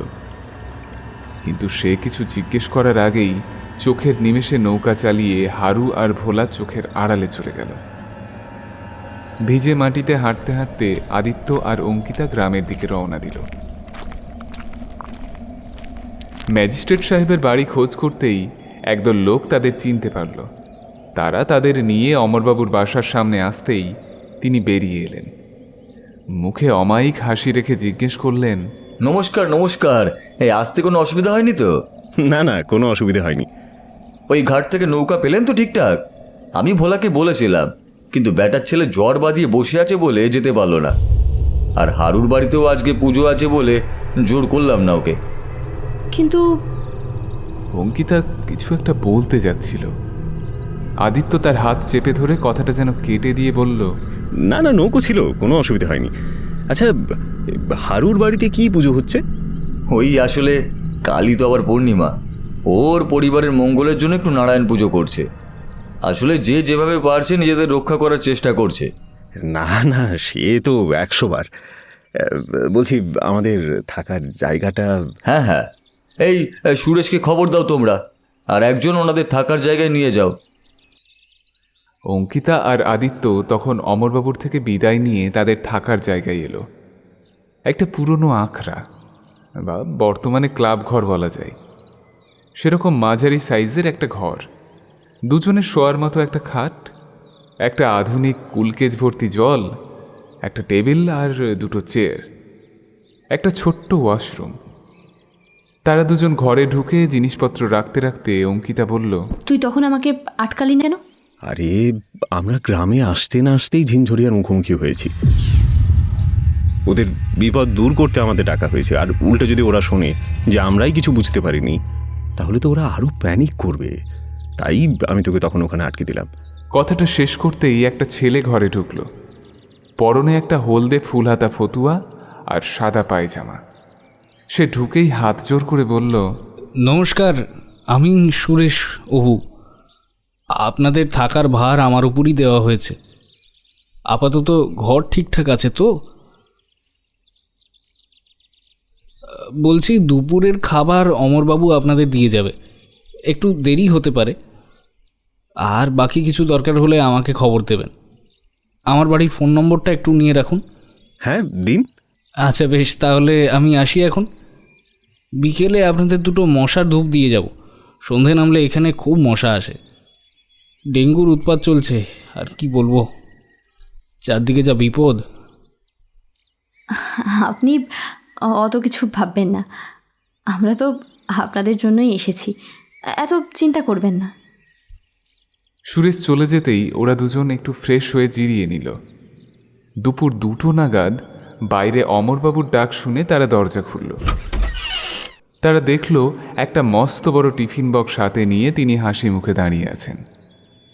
অমরবাবু ভিতরে ঢুকে বললেন, সরি একটু দেরি হয়ে গেল। না না না, ও কোনো ব্যাপার না। বাবা, এত কিছু কি এনেছেন সব? হ্যাঁ, তেমন বেশি কিছু নেই।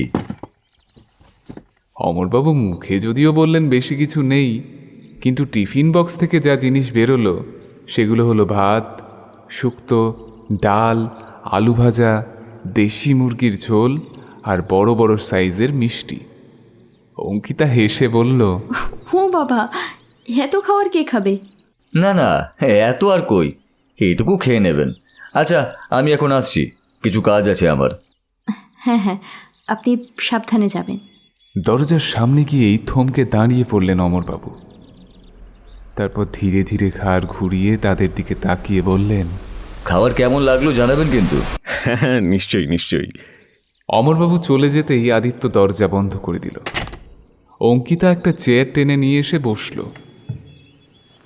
এত খাবার দেখে সে হাত কচলাতে কচলাতে বলল, এতক্ষণ পরে যে এরকম খাবার পেট পুড়ে খেতে। কথাটা শেষ করতে পারল না অঙ্কিতা। দরজায় ধাক্কা পড়ল। বাইরে অমরবাবুর আওয়াজ পাওয়া যাচ্ছে। আদিত্যবাবু, আপনারা জেগে আছেন? হ্যাঁ বলুন, কি ব্যাপার? এই যে দুপুরের খাবার এনেছিলাম। কথাটা শুনেই আদিত্য আবার ভান করে অঙ্কিতাকে বুঝিয়ে দিল যে তারা আবার বোকা হয়েছে। তাড়াতাড়ি গিয়ে অঙ্কিতা দরজা খুলল। অমরবাবু ভিতরে ঢুকতেই টেবিলের উপরে খাবারের টিফিন বক্স দেখেই চমকে উঠে বলল, এ কি, খাবার কে দিয়ে গেল? ওই যে মহাপুরুষের জন্য আমরা এখানে এসেছি তিনি। আপনাদের এখানে এনেছে ওই, তাই না? অঙ্কিতা ঘাড় নেড়ে বুঝিয়ে দিল, হ্যাঁ। আদিত্য খোলা টিফিন বক্স থেকে একটু ভাত তুলে নিয়ে খেতে যাবে, এমন সময় অঙ্কিতা তাকে থামিয়ে বলল, খাস না, না জানি কি না কি রয়েছে। আরে বাবা, মারার হলে আরও আগেই আমাদের মারতে পারতো। আর তার থেকে বড় কথা, ওর আজকে আমাদের মেরে লাভটাই বা কি? ওর তো জিনিস দরকার কালকে। জিনিস? কি জিনিস লাগবে ওর? মাফ করবেন অমরবাবু, কিন্তু এই মুহূর্তে আমরা কাউকে কিছু বলতে চাইছি না। সেটা অবশ্য আপনাদের ভালোর জন্যই। দেখুন, সত্যি বলছি, কিছু মনে করবেন না, বিষয়টা সত্যিই কনফিউশন তৈরি করছে। আর এটাও তো হতে পারে যে আগের জন সত্যিই অমর চৌধুরী ছিল, আর আপনি সেই শয়তান। কাকে বিশ্বাস করব বলুন? নিজেকে ছাড়া এখন কাউকেই কোনো কথা বলা যাবে না। যত বেশি বাইরের লোক আমাদের উদ্দেশ্য জানবে, তত বেশি প্ল্যান দুর্বল হবে। তাই আমরা ক্ষমা প্রার্থী। না না, সে তো 100 বার। আপনাদের সাথেই যখন ও লুকোচুরি খেলছে, তখন আমি বলবো আপনাদের দুজনকে টার্গেট করবে। তাই আপনারাও একটু সাবধানে থাকবেন। আচ্ছা, তাহলে আপনারা কি ওই খাবারই খাবেন? এটাও রেখে যান, একটা দুপুরে আর একটা রাতে হয়ে যাবে। আপনাদের মধ্যে যেই মানুষ হন আর যেই বহুরূপী হন, কারোর একটা খাবার কোনো না কোনো সময় উদরস্থ হবেই। আপনাদের ডেকে এনে আমি বুঝতে পারছি না যে আপনাদেরই বিপদের মধ্যে ফেললাম কিনা। দেখুন, আমরা যথেষ্ট পড়াশোনা করেই এসেছি এর সম্বন্ধে। আমরা প্রিকশনস নিয়েই যা করার করব। ঠিক আছে, আমি আসি। তবে আপনারা একটু সাবধানে থাকবেন, কেমন? অমরবাবু চলে যেতেই অঙ্কিতা দরজা বন্ধ করে এসে জিজ্ঞাসা করল, এভাবে তো মুশকিল, কে আসল আর কে নকল বুঝবো কি করে? ওটাই তো সমস্যা। কিন্তু আমি ভাবছি আর একটা কথা, সব যেন আমাদের কোনোভাবে আটকাচ্ছে না এই ঝিনঝরিয়া বা আটকাচ্ছে না কেন? ও কি তাহলে আমাদের দিয়ে নিজের অস্তিত্ব প্রমাণ করতে চায়? সেটা রাতেই দেখা যাবে। খেয়ে দিয়ে একটু ঘুমিয়ে নে, বুঝলি? ক্যামেরাটাও একবার দেখে রাখি, রাতে কাজ আছে। দুপুরের মধ্যাহ্নভোজন ওরা বেশ তৃপ্তি করেই করেছিল। খাওয়া দাওয়ার পর দক্ষিণের জানালার সুন্দর হাওয়া খেতে খেতে দারুণ এক ভাত ঘুম দিল ওরা। বিকেলে পাখিদের কিচিরমিচির শুনে ঘুম ভাঙল দুজনের। চটজলদি পোশাক বদল করে তারা ক্যামেরা হাতে নিয়ে বেরিয়ে পড়ল গ্রামের রাস্তায়।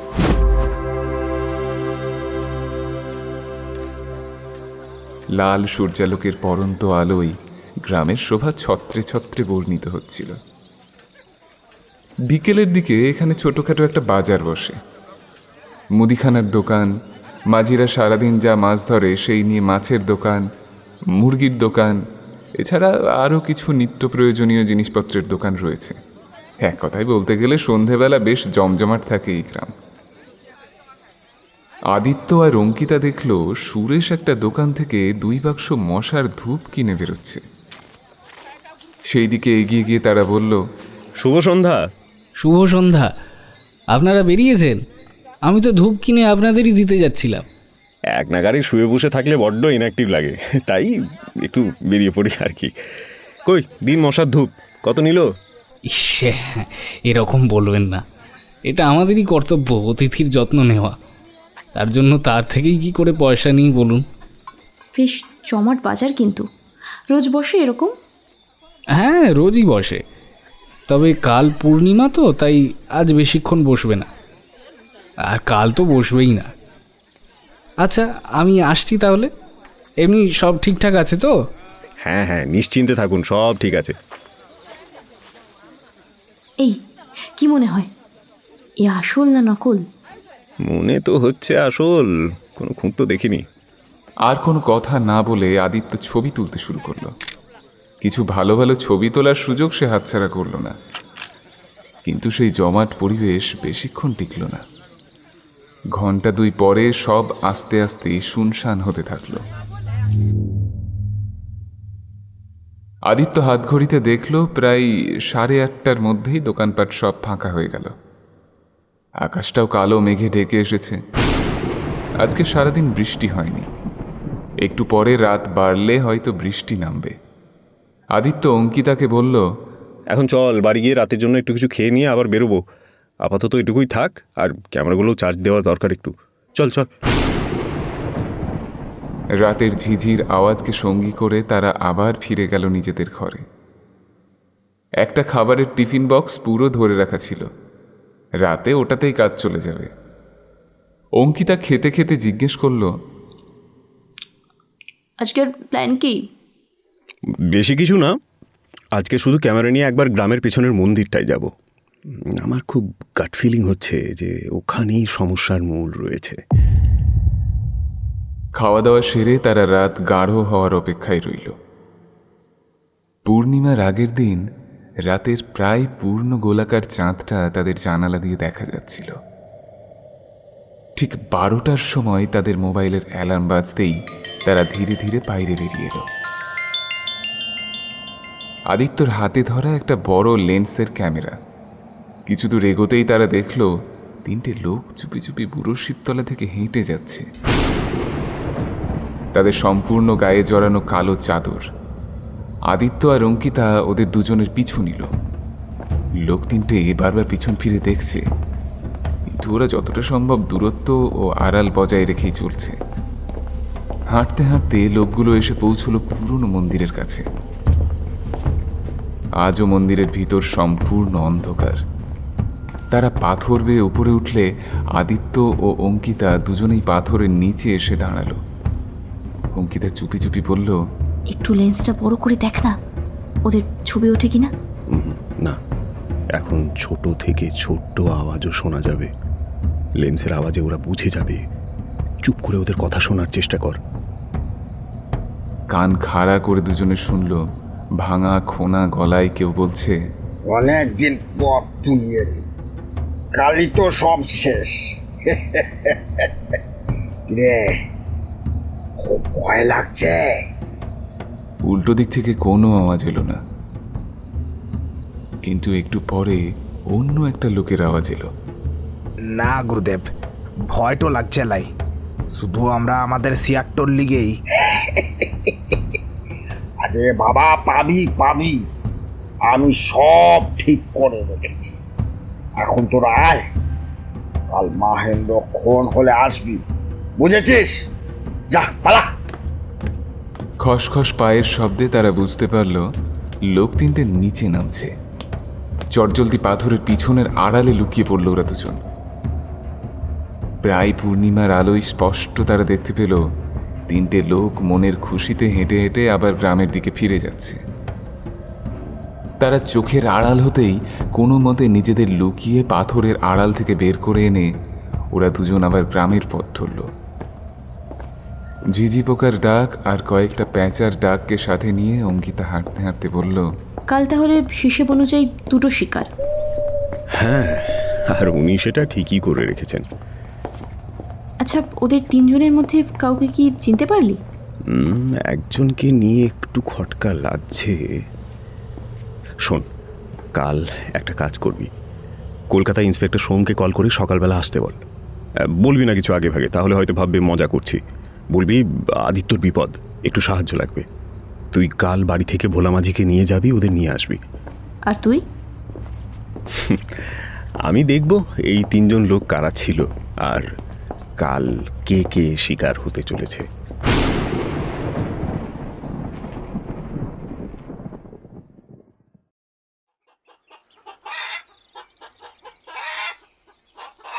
পরদিন সকালে তাদের ঘুম ভাঙল মোরগের ডাকে। তখন সবে সূর্যোদয় হচ্ছে। এখনো গ্রামান্তরে মোরগের ডাকে ঘুম ভাঙার রীতি রয়েছে। আজকের আকাশটা পরিষ্কার, রোদ ঝলমলে, বৃষ্টির চিহ্ন মাত্র নেই। অঙ্কিতা ফ্রেশ হয়ে নিয়েই ফোন লাগালো ইন্সপেক্টর সোমকে। আদিত্য শুনছিল কথাগুলো। ফোনটা লাউডস্পিকারে নিয়ে অঙ্কিতা বলল, হ্যালো ইন্সপেক্টর সোম, ফ্রিল্যান্সার অঙ্কিতা বলছি, চেনা যাচ্ছে? হ্যাঁ হ্যাঁ বলুন, চিনতে পেরেছি। তাই সাত সকালে ফোন, কি ব্যাপার? সরি এত সকালে ডিস্টার্ব করছি, আসলে একটা বিপদে পড়ে। বিপদ? কি হয়েছে একটু বলুন তো। আসলে আমি আর আদি একটু বীরভূম ঘুরতে এসেছিলাম। আদি একটা বিপদে পড়ে গেছে, আপনার হেল্প চাইছি। তাই যদি আপনারা এই দুপুরে ট্রেন ধরে আসতে পারেন তো খুব ভালো হয়। হ্যাঁ সেই ঠিক আছে, কিন্তু কি বিপদ? ওটা আমি আপনাকে সামনাসামনি বলবো, আপনি প্লিজ আসুন। হ্যাঁ ঠিক আছে। তা বীরভূমের কোথায় আছেন? দুবরাজপুর ডিভিশনের হরিদেবপুর গ্রামে। আমি দুবরাজপুর ঘাট থেকে আপনাদের নিয়ে আসবো। আচ্ছা, আমি আর 3 জন কনস্টেবল নিয়ে আসছি, আপনারা সাবধানে থাকবেন। ঠিক আছে, আসছি আমি। আচ্ছা রাখছি তাহলে। একটা কাজ হলো।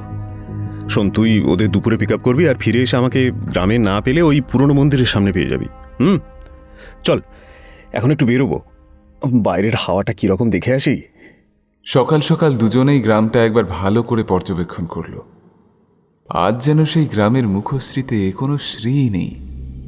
মানুষজন আছে, কিন্তু সবার মুখে এক ভয়াবহতার ছাপ, নিখাত বিষণ্ণতা। সমস্ত গ্রাম জুড়ে একটা চাপা আতঙ্কের গ্রাস ছেয়ে রয়েছে। গুটি কয়েক মানুষকে রাস্তাঘাটে দেখা গেল। ছোটখাটো কয়েকটা দোকান খোলা, তবে সকলেরই মুখ গম্ভীর। তারা জানে আজকে আরও একজনের প্রাণ যাবে। কিন্তু একমাত্র আদিত্য এবং অঙ্কিতা জানে যে আজ একজন নয়, বরং দুজনের প্রাণ যাবে। একটা ছোট্ট চায়ের দোকান থেকে এক কাপ চা খেয়ে আদিত্য বলল, বাবা, পরিবেশ যা থমথমে, এখন যদি এদের জানানো হয় যে একজন নয় দুজনের মৃত্যু হবে, তাহলে তো কোনো কথাই নেই। সতর্ক করবি নাকি একবার? না না, তাহলে হিতে বিপরীত হতে পারে। আমাদের মিস্টার ঝিঞ্ঝরিয়া রেগে গ্রামকে গ্রামই উজাড় করে দিতে পারেন। চল, আপাতত কোথাও থেকে সকালের ব্রেকফাস্টটা করে নি, চল। একটা দোকান থেকে সকালের গরম লুচি আর আলুর তরকারি খেয়ে নিল তারা। তারপর নিজেদের ঘরে ফিরে এসে আদিত্য বলল, স্নান সেরে তুই ইন্সপেক্টর সোমদের আনতে বেরিয়ে পড়, কেমন? আমি একটু অমরবাবুর বাড়ি যাব। আর হ্যাঁ, একটা প্রশ্ন যেটা জিজ্ঞেস করতে হয়। কি প্রশ্ন? যেটা সেদিন নৌকোই ভোলাকে, সরি, মিস্টার ঝিঞ্ঝরিয়াকে করেছিলাম। কারণ নবাহ উপজাতির সাহায্য ছাড়া এই জিনিস করা অসম্ভব। ঘাড় নেড়ে সম্মতি জানিয়ে অঙ্কিতা স্নান করতে গেল। আদিত্য একটা সিগারেট জ্বালিয়ে ঘরের ভিতর পায়চারি করতে থাকলো। তার মনে এখন অনেক প্রশ্ন ঘুরপাক খাচ্ছে। নিকোটিনের ধোঁয়ায় সেগুলো এক এক করে মাথায় সাজিয়ে নিতে থাকলো সে। মন্দিরের ভিতর কে আছেন? গ্রামের 3 জন লোক কে কে? তাদের ঠিক কী উদ্দেশ্য এই কাজে যুক্ত থাকার? সেই লোকটা কি শেয়ার পাওয়ার আশা করছে? টাকা পয়সার জন্যই কি কিছু করা হচ্ছে এসবের নাম নিয়ে? অবৈধ পাচার চলছে কি? তাহলে আজকে হঠাৎ দুজনকে কেন মরতে হবে? সত্যি কি কোনো অলৌকিক ঘটনা ঘটছে, নাকি আড়ালে অন্য কিছু? এর মধ্যে নবাহ উপজাতির বাসিন্দা থাকা আবশ্যিক, কিন্তু সেটা কে? অঙ্কিতা স্নান সেরে বেরোলে আদিত্য তাকে বলে দেয় সে যেন পুলিশ নিয়ে সোজা এই ঘরে আগে আসে। অঙ্কিতা সব গুছিয়ে নিয়ে এই প্রথমবারের জন্য তার হাত দিয়ে আদিত্যর 2 গাল ধরে বলে, সাবধানে থাকিস, বিপদে আপদে নিজেকে জড়াস না। হ্যাঁ হ্যাঁ। আদিত্য হালকা হেসে একটা উষ্ণ আলিঙ্গন করল অঙ্কিতাকে। আদিত্যর বাহুবন্ধনে আবদ্ধ হয়ে অঙ্কিতার মনে এই প্রথমবার একটা আলাদা অনুভূতি হলো। তার বারবার মনে হলো তার মন চাইছে না আদিত্যকে ছেড়ে যেতে।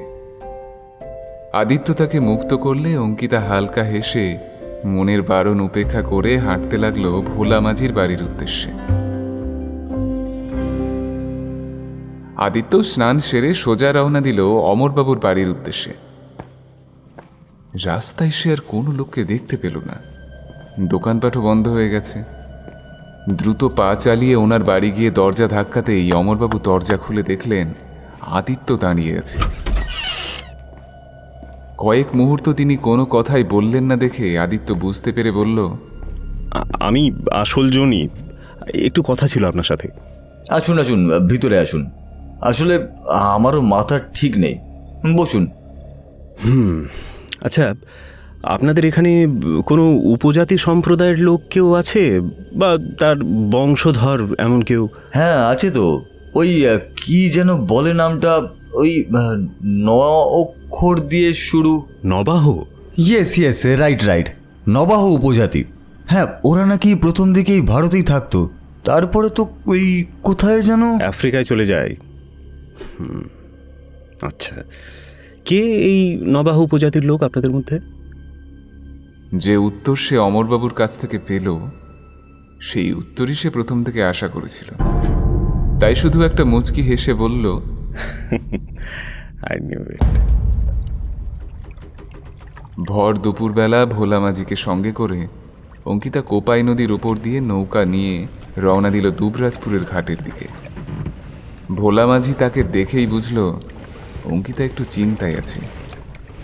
সে নৌকার দাঁড় বাইতে বাইতে বলল, দিদিমণি, আমার মন বলছে আজকে সব ঠিক হইয়া যাইব।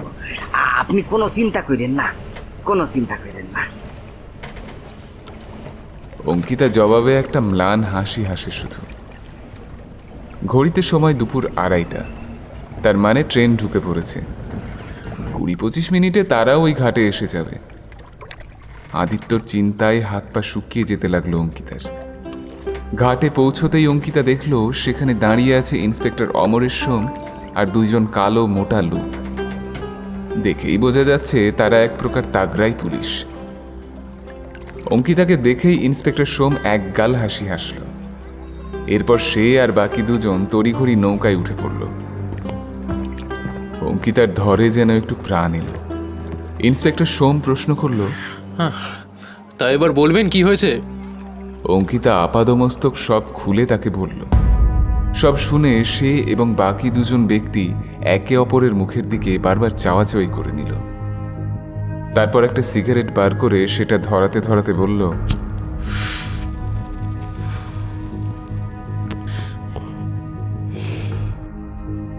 আপনি জানেন যে এই কথাটা আপনি ছাড়া অন্য কেউ বললে আমি তাকে ঘাট ধরে কোপাই নদীর জলে ডুবিয়ে দিতাম। কিন্তু আপনি আর আদিত্যবাবু দুজনেই ইন্টেলেকচুয়াল মানুষ, একটি অনঅর্থোডক্স, পড়াশোনা জানা 2জন ফ্রিল্যান্সার। তাই আপনার কথাকে সম্মান জানিয়েই বলছি, আমরা বিশ্বাস করেছি আপনাদের কথা। এখন চলুন দেখি আদিত্যবাবুর কি বক্তব্য। নৌকার দাঁড় বাইতে বাইতে কথাগুলো শুনছিল ভোলা মাঝি। সেই শুধু একবার তীক্ষ্ণ দৃষ্টিতে সকলকে পর্যবেক্ষণ করে নিল আর মনে মনে ঈশ্বরকে প্রার্থনা জানালো যেন সবকিছু ঠিক হয়ে যায়।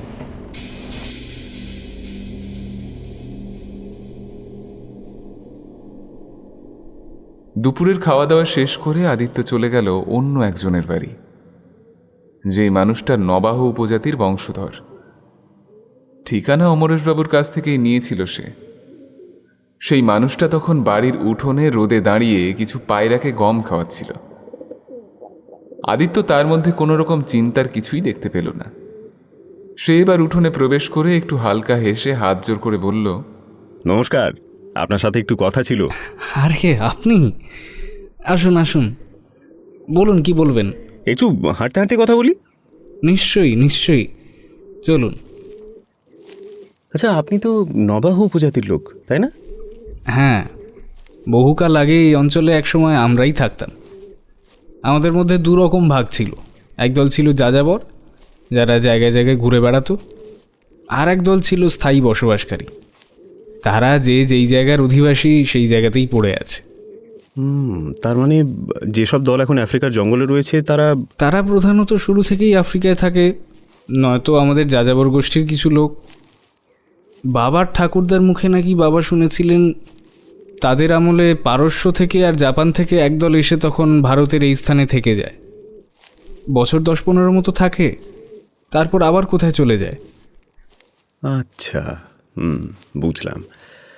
আর আপনি যখন নবাহ উপজাতির লোক, তখন আপনি স্কিন ওয়াকারের নামও আশা করি শুনেছেন। হ্যাঁ, ওই যাযাবররাই করতো এর পুজো। তারপর ওদের থেকে আমাদের মধ্যেও প্রচলন শুরু হয়।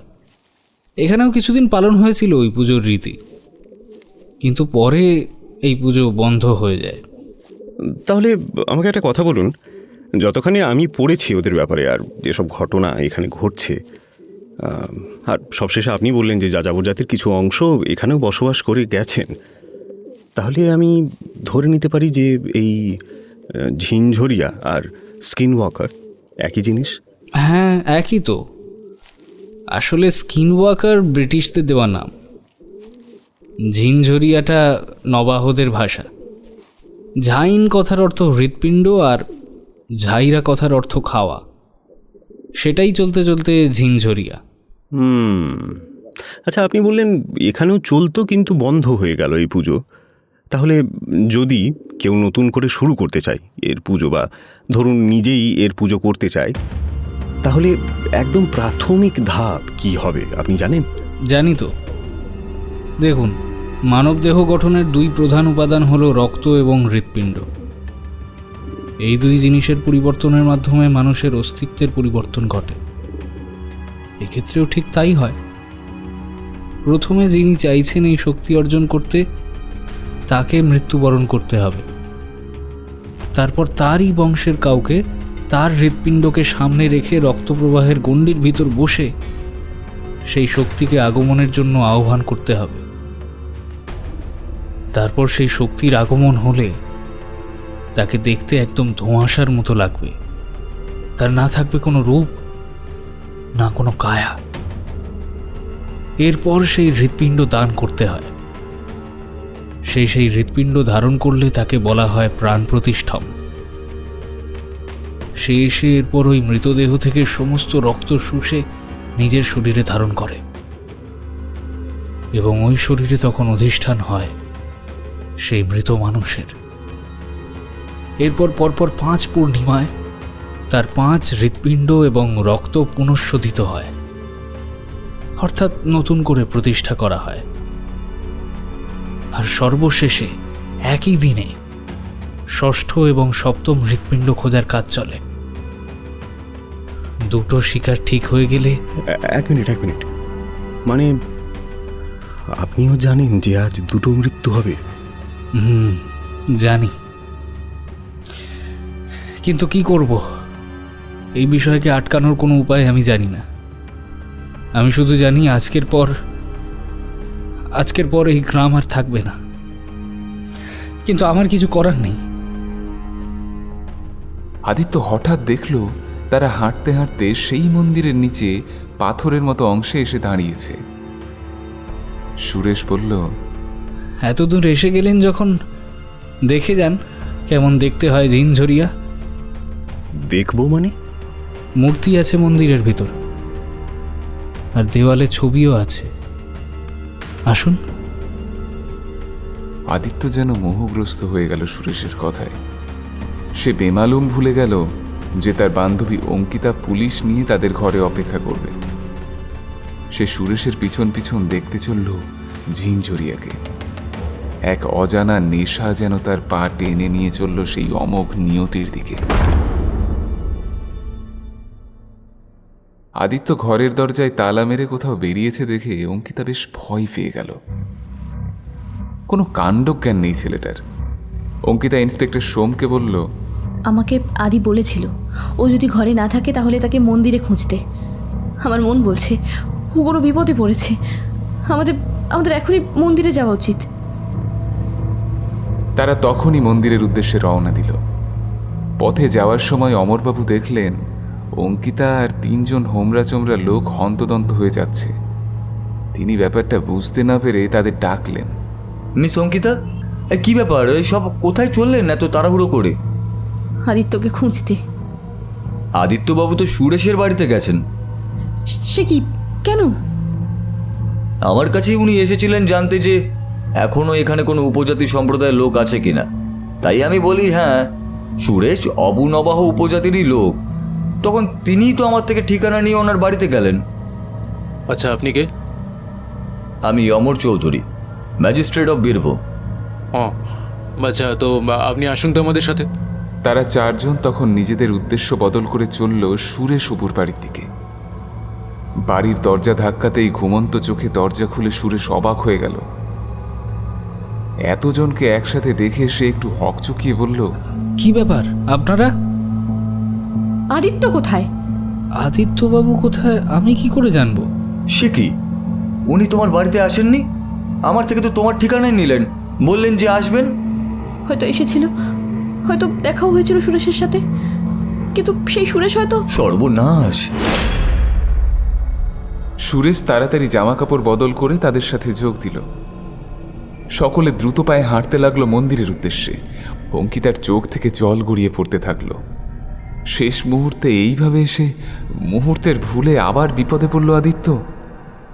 পথে যেতে যেতে অমরবাবু খালি বলতে লাগলেন, চিন্তা করবেন না, ঠাকুরকে ডাকুন, ঠাকুরকে ডাকুন, উনি সব ঠিক করে দেবেন। ততক্ষণে গ্রামে মোটামুটি জানাজানি হয়ে গেল যে তাদের জন্য যারা এসেছিলেন তাদের মধ্যেই একজন উধাও হয়ে গেছেন। স্বাভাবিকভাবেই চূড়ান্ত বিশৃঙ্খলার সৃষ্টি হয়ে গেল গোটা গ্রামের ভিতর। দলে দলে লোকজন তাদের সঙ্গ নিতে থাকল। সকলের একসাথে থাকাকেই তারা এখন বুদ্ধিমত্তার কাজ বলে মনে করল। সকলে এসে এরপর জমায়েত হলো মন্দিরের নিচে। সন্ধে হয়ে এসেছে প্রায়। আধো অন্ধকার আকাশে মেঘের প্রলেপ দেখা দিয়েছে।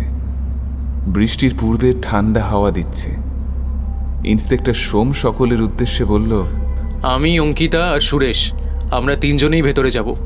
বাকিরা একসাথে বাইরে অপেক্ষা করুন। আর হ্যাঁ, কেউ কিন্তু কোথাও যাবেন না। এই যে তোমরা এদের সবার উপর নজর রাখবে। বাকি দুজন ঘাড় নেড়ে সম্মতি জানালো। এরপর পাথরের উপর তিনজন ধীরে ধীরে উঠতে লাগলো। ইন্সপেক্টর সোম হাত ধরে ধরে টেনে তুলে আনলো অঙ্কিতাকে। সুরেশ এরপর পথ দেখাতে দেখাতে তাদের ভিতরে নিয়ে গেল। অন্ধকার মন্দিরের ভিতর ঢুকতেই ইন্সপেক্টর সোম তার টর্চ জ্বালিয়ে দিল। তারা দেখল দেয়ালে এক অদ্ভুত প্রাণীর চিত্র আঁকা। প্রায় 8 ফুটের মতো উচ্চতা, সরু লিকলিকে লম্বা শিকড়ের মতো হাত, পিঠের শিরদাঁড়া গান্ডিবের মতো ব্যাঁকানো, সারা শরীরটা অজস্র শিকড়ের যেন একটা বান্ডিল। সামনে তাকাতেই তারা আরো অবাক হয়ে গেল। ভিতরে কোনো মূর্তি নেই, তার পরিবর্তে রয়েছে একটা গভীর কুয়ো।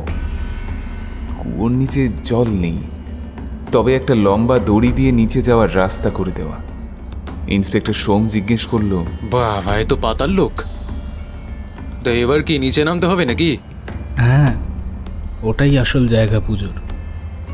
তাহলে আমি আর আপনি নামি। অঙ্কিতা বরং এখানে না, আমিও যাব। ভিতরে আমার বন্ধু রয়েছে, আমার ভালোবাসা রয়েছে। মুহূর্তে ঘাড় ঘুরিয়ে তাকালো দুজনে অঙ্কিতার দিকে। অঙ্কিতার চোখ দিয়ে জল গড়িয়ে পড়ে তার গাল ভিজিয়ে দিচ্ছে। ইন্সপেক্টর অমরেশ্বম ঘাড় নেড়ে সম্মতি দিল। অতএব দুজনের সম্মতি নিয়ে তিনজনই নিচে নামতে থাকলো ধীরে ধীরে। যতই নিচে নামতে থাকলো, তারা এক অদ্ভুত বিশ্রী গন্ধ অনুভব করতে থাকলো। দড়ি ধরে ধীরে ধীরে নিচে নামতে থাকলো তারা। প্রথমে সুরেশ, তারপর অঙ্কিতা, আর সবশেষে ইন্সপেক্টর সোম। খটখটে শুকনো মাটির উপর এসে নামলো তারা তিনজন। তারপর কুয়োর একটা ভাঙা অংশ দেখতে পেল তারা। সেখান থেকে ভিতরে প্রবেশ করতেই একটা বিশাল আর্ত চিৎকার করলো অঙ্কিতা।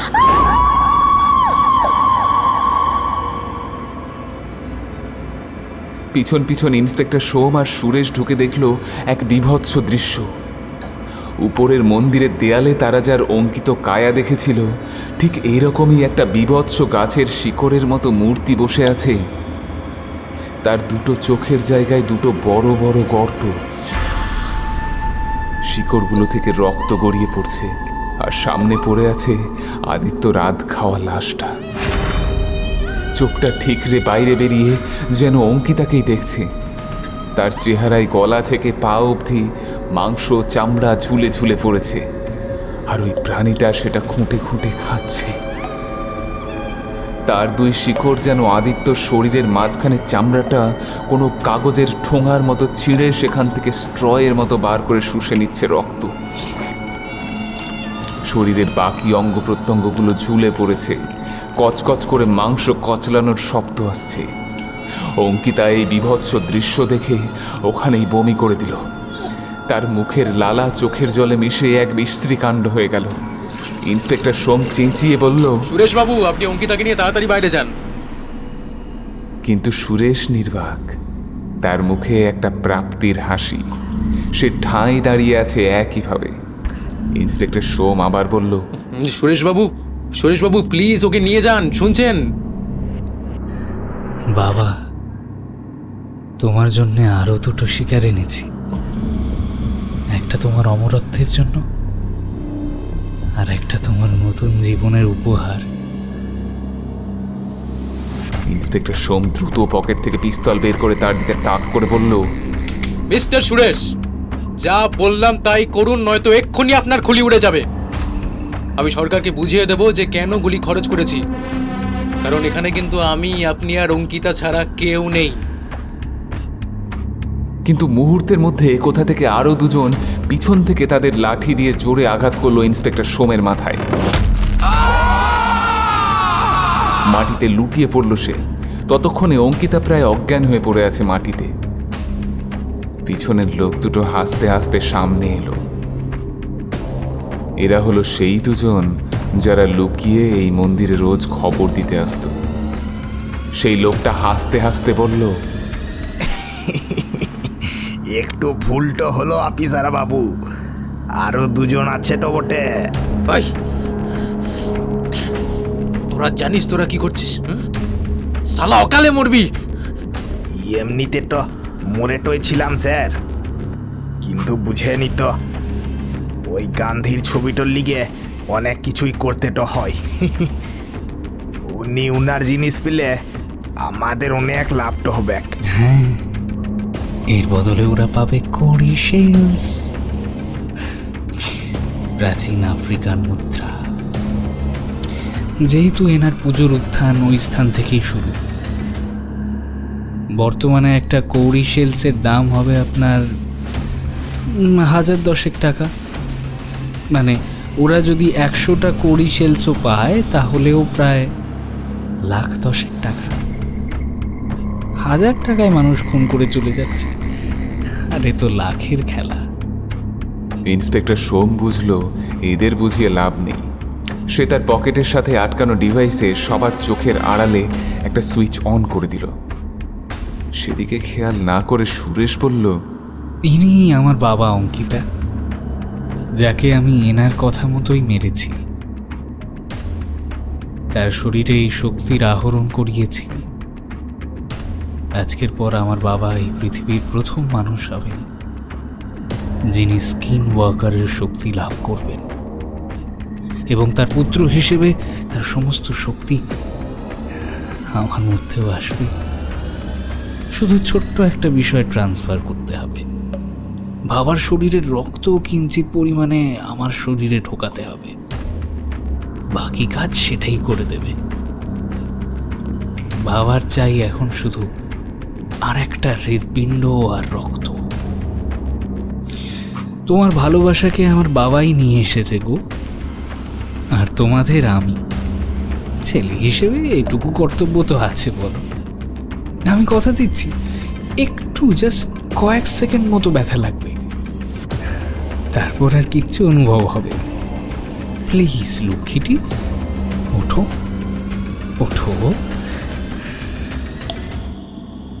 এরপর সুরেশ তাকে কোনো মতে উঠিয়ে সোজাসুজি তার বাবার সামনে দাঁড় করিয়ে দিল। অঙ্কিতার মুখ থেকে তখনও লালা বেরিয়ে আসছে, সে অজ্ঞান হয়ে আছে। সুরেশ তাকে পিছন থেকে সাপোর্ট দিয়ে বলল, বাবা, তোমার ওটা খাওয়া শেষ হলে এর কাজটা করো। হ্যাঁ, এরপর তো তোমাকে এর লাশের উপরও সাধনা করতে হবে, আমাকে উপরে গিয়ে গল্প বলতে হবে।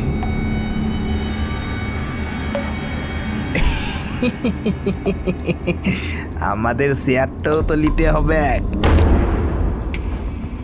হঠাৎ কোথা থেকে বাকি দুজন পুলিশ অফিসার এসে পিছন থেকে চাপটে জড়িয়ে ধরল দুজনকে। ঠিক এই মুহূর্তেই হঠাৎ অসতর্ক হয়ে গেল সুরেশ, আর তখনই ঝিঞ্ঝরিয়া তার একটা লম্বা সূচালো ডাল দ্রুত তাক করে এগিয়ে দিতে থাকলো অঙ্কিতার বুক বরাবর। এক লাফে ইন্সপেক্টর সোম অঙ্কিতাকে ছাড়িয়ে উল্টো দিকে ছিটকে গেল, আর মুহূর্তের অসতর্কতায় সেই ডাল সোজা ঢুকে গেল সুরেশের বুকে। চোখ ঠিকরে বাইরে বেরিয়ে এলো সুরেশের। ইন্সপেক্টর সোম আর বাকি দুই পুলিশ অফিসার এসে দেখল সেই প্রাণী নিজের সন্তানকে টেনে নিয়ে তার বুক চিড়ে দিল। রক্ত ছলকে উঠে বেরোতে লাগলো। ভিতর থেকে বেরিয়ে এলো একটা বন্ধ হয়ে যাওয়া হৃৎপিণ্ড। এটাই সপ্তম হৃৎপিণ্ড। চোখের সামনে তারা দেখল সেই হৃৎপিণ্ড আর রক্ত গাছের মতো সেই প্রাণীটার শিকড় দিয়ে উপর দিকে তুলে ধরল। তারপর ধীরে ধীরে সেটা থেকে মাংস আর চামড়া ছাড়াতে থাকলো, আর সব শেষে ধর থেকে মুন্ডটা আলাদা করে দিল। ফিনকি দিয়ে তীব্র গতিতে রক্ত ছুটতে থাকলো। এরপর সেই প্রাণী তার নিজের সন্তানের দেহাবশেষ নিজের বসার জায়গার নিচে নিতে থাকলো। এরপর সব সাধনা শুরু হবে। ইন্সপেক্টর সোম দ্রুত অঙ্কিতাকে কোলে তুলে নিয়ে বাকি দুজন পুলিশকে ওদের সঙ্গে নিয়ে বেরোতে বলল। বাইরে এসে যত দ্রুত সম্ভব তারা দড়ি বেয়ে উপরে উঠে এলো। অঙ্কিতাকে বেঁধে উপরে তুলে আনা হলো। ঝমঝমিয়ে বৃষ্টি পড়ছে এখন। অমরবাবু ছুটে এসে অঙ্কিতাকে ধরে জিজ্ঞেস করলেন, এ কি হয়েছে? ভিতরে ইন্সপেক্টর, আদিত্যবাবু, সুরেশ, এরা কোথায়? আদিত্যবাবু মারা গেছে অমরবাবু, আর আপনাদের সুরেশই এইসবের মূলে ছিল। এই ঝিনঝরিয়া আসলে একটা দেহকে কেন্দ্র করে বেড়ে উঠেছে। সুরেশের বাবা অমর হওয়ার লোভে এই কাজটি করেছেন, আর সুরেশ তাকে মেরে তাকে ঝিনঝরিয়াতে রূপান্তর করে। সর্বনাশ! যে ভক্ষক তাকেই আমি রক্ষকের ভার দিলাম, আর আর এরা কি করেছে? টাকা টাকা টাকার সামনে বাইজির মতো নাচছিল এই দুজনে। সুরেশ তার শাস্তি পেয়েছে, আর এদের দুজনের শাস্তির ব্যবস্থা ওটা আমি করব। শুধু অঙ্কিতাটার জন্য খারাপ লাগবে সারা জীবন। আর ঝিনঝরিয়া সামনের পূর্ণিমায় কি হবে তাহলে? জানি না, তিনি এখন আরো শক্তিশালী। মনে হয় না তিনি এই ছোট্ট গ্রামে পড়ে থাকবেন বলে। অমরত্ব লাভের পর তার কি উদ্দেশ্য সেটা একমাত্র তিনিই জানেন। হয়তো এরপরেও যখন পৃথিবীর যে কোনো প্রান্তে কোনো অস্বাভাবিক মৃত্যু হবে, যার কোনো সঠিক কারণ বিজ্ঞান প্রমাণ করতে পারবে না, তখন হয়তো আবার এই বিষয়টা দুদিনের জন্য উঠবে, তারপর আবার বন্ধ হয়ে যাবে। মানুষের অত সময় নেই অমরবাবু, সত্যি এটাই। তবে আমার অ্যাডভাইস নিলে আমি বলবো আপনারা এই গ্রাম ছেড়ে অন্য কোথাও চলে যান, মানে একটু শহরের দিকে বসবাস করা শুরু করুন। এতে আপনাদেরই মঙ্গল। ওদের নিয়ে এসো। আর আপনারা অঙ্কিতার জন্য একটু গরম দুধ আর ব্র্যান্ডির ব্যবস্থা করুন তো। বৃষ্টির মধ্যে ইন্সপেক্টর সোম আর বাকি দুইজন পুলিশ সেই দুজনকে নিয়ে চলে গেল। সমস্ত গ্রামবাসী আস্তে আস্তে জড়ো হতে লাগলো অঙ্কিতার মূর্ছিত দেহকে ঘিরে। অমরবাবু তার মাথায় হাত বুলিয়ে দিতে দিতে কাঁদতে কাঁদতে বলতে লাগলেন, আমাকে ক্ষমা করে দিও মা, আমাকে ক্ষমা করে দিও। আমার জন্যই আজ তোমার এই অবস্থা হলো। অমরবাবুর চোখের জল আর বৃষ্টি সব মিলেমিশে একাকার হয়ে গেল। মন্দিরের উঁচু চূড়া থেকে প্যাঁচার চোখে সমগ্র দৃশ্যটা ধরা পড়ল। ভয়, আতঙ্ক আর মৃত্যু খেলার অবসান ঘটল কিনা কেউ জানে না, কারণ এগুলো কোনো দিন থামবে না। এগুলোর একটা রাস্তা বন্ধ হবে, আরও অনেকগুলো রাস্তা খুলবে। কিন্তু আজ সকলের জন্য একজনের ভালোবাসার অবসান ঘটল। এই বৃষ্টিস্নাত প্রকৃতি তার জলজ্যান্ত সাক্ষী। 25 বছর পরের কথা। জমজমিয়ে বৃষ্টি শুরু হয়েছে এখন।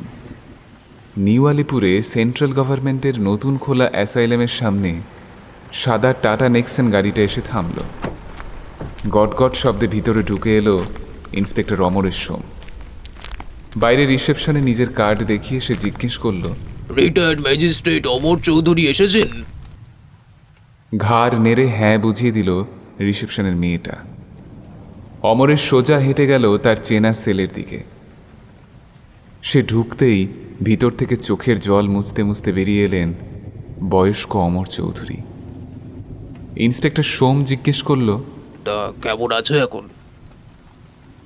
ভালো নেই, খালি একই কথা বারবার বলে যাচ্ছে আর একই গান শুনে যাচ্ছে। কাউকে চিনতেও তো পারছেন না। অমরেশ ভিতরে ঢুকে দেখল একটা ফাঁকা বড় ঘর। ঘরের কোণে একটা খাটের উপর লম্বা সাদা ড্রেস পরে, উড়ু ঝুরু চুল, চোখের নিচে কালি আর হাতে একটা পুতুল নিয়ে বসে আছে সে। পাশের টেবিলে রাখা সেই পুরনো দিনের সাউন্ড সিস্টেম, যাতে একটাই গানের ক্যাসেট লাগানো রয়েছে। হাসতে হাসতে বলেই যাচ্ছে অঙ্কিতা, কতবার বলেছি ঠিক সময় মতো খেয়ে নিতে। আপনারা দেখুন না, জন্মদিনের দিনেও এত বদমাইশি করছে।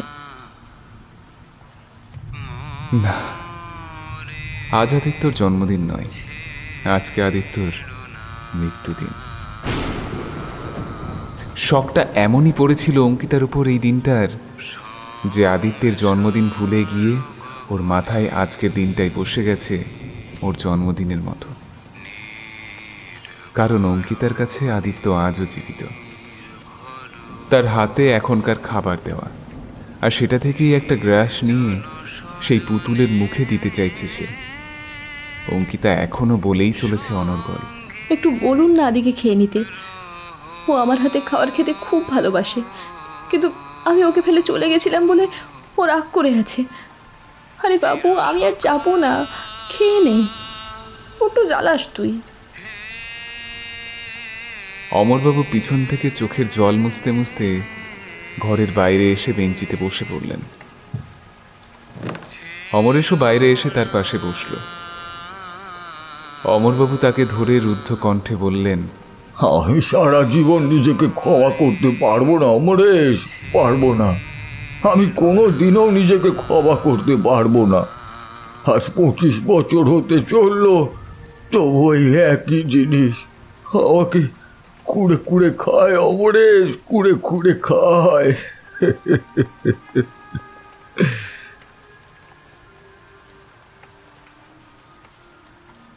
অমরেশ ওনাকে নিজের বুকে টেনে নিলেন, ঠিক যেমন ক্রন্দনরত বৃদ্ধ বাবাকে তার পুত্র নিজের ভিতর নিয়ে নেয়। অমরেশ শুনল ভিতর থেকে অঙ্কিতা বলছে, গান শুনবি রে? দাঁড়া, গান চালাই, কিন্তু তারপর খেতে হবে কিন্তু। অমরবাবু অমরেশের বুকে কাঁদতে থাকলেন।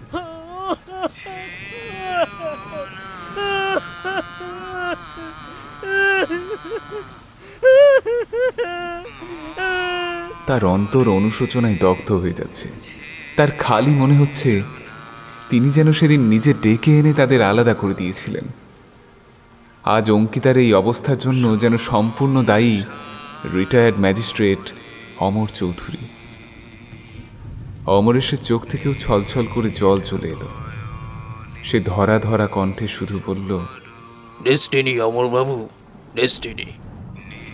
এটাই ডেস্টিনি ছিল ওদের ভালোবাসার। এতে আমার আপনার কিছুই করার ছিল না। এটাই ওদের ভালোবাসার শেষ পরিণতি।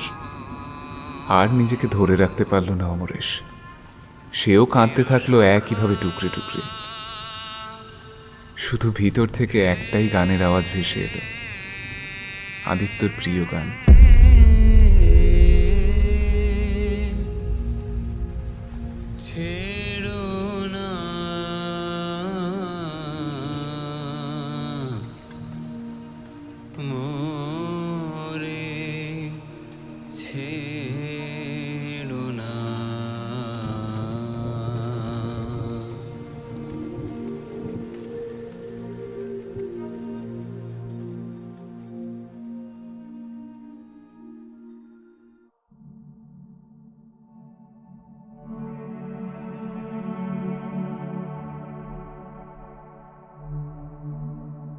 আপনারা শুনলেন লেখক অর্ণব ঘোষের কলমে পাতাল লোক।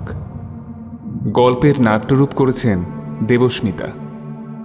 গল্পের সূত্রধার ও কথক আমি, অমিত সরকার। এছাড়া বিভিন্ন গুরুত্বপূর্ণ চরিত্রে কণ্ঠ দিয়েছেন বুবাই, এনামুল, বর্ণিশা, নীল, শুভদীপ, তমাল ও সুশোভম। প্রচ্ছদ নির্মাণ করেছেন সৌম্যদেব গুঁই। সাউন্ড এডিটিংয়ে ছিলেন সায়ন দত্ত। তাহলে কেমন লাগলো আমাদের এই গল্প? অবশ্যই কমেন্ট করে আমাদের জানান। আর ভালো লাগলে লাইক এবং শেয়ার করতে ভুলবেন না। আর অবশ্যই চ্যানেলটিকে সাবস্ক্রাইব করে আমাদের পাশে থাকবেন।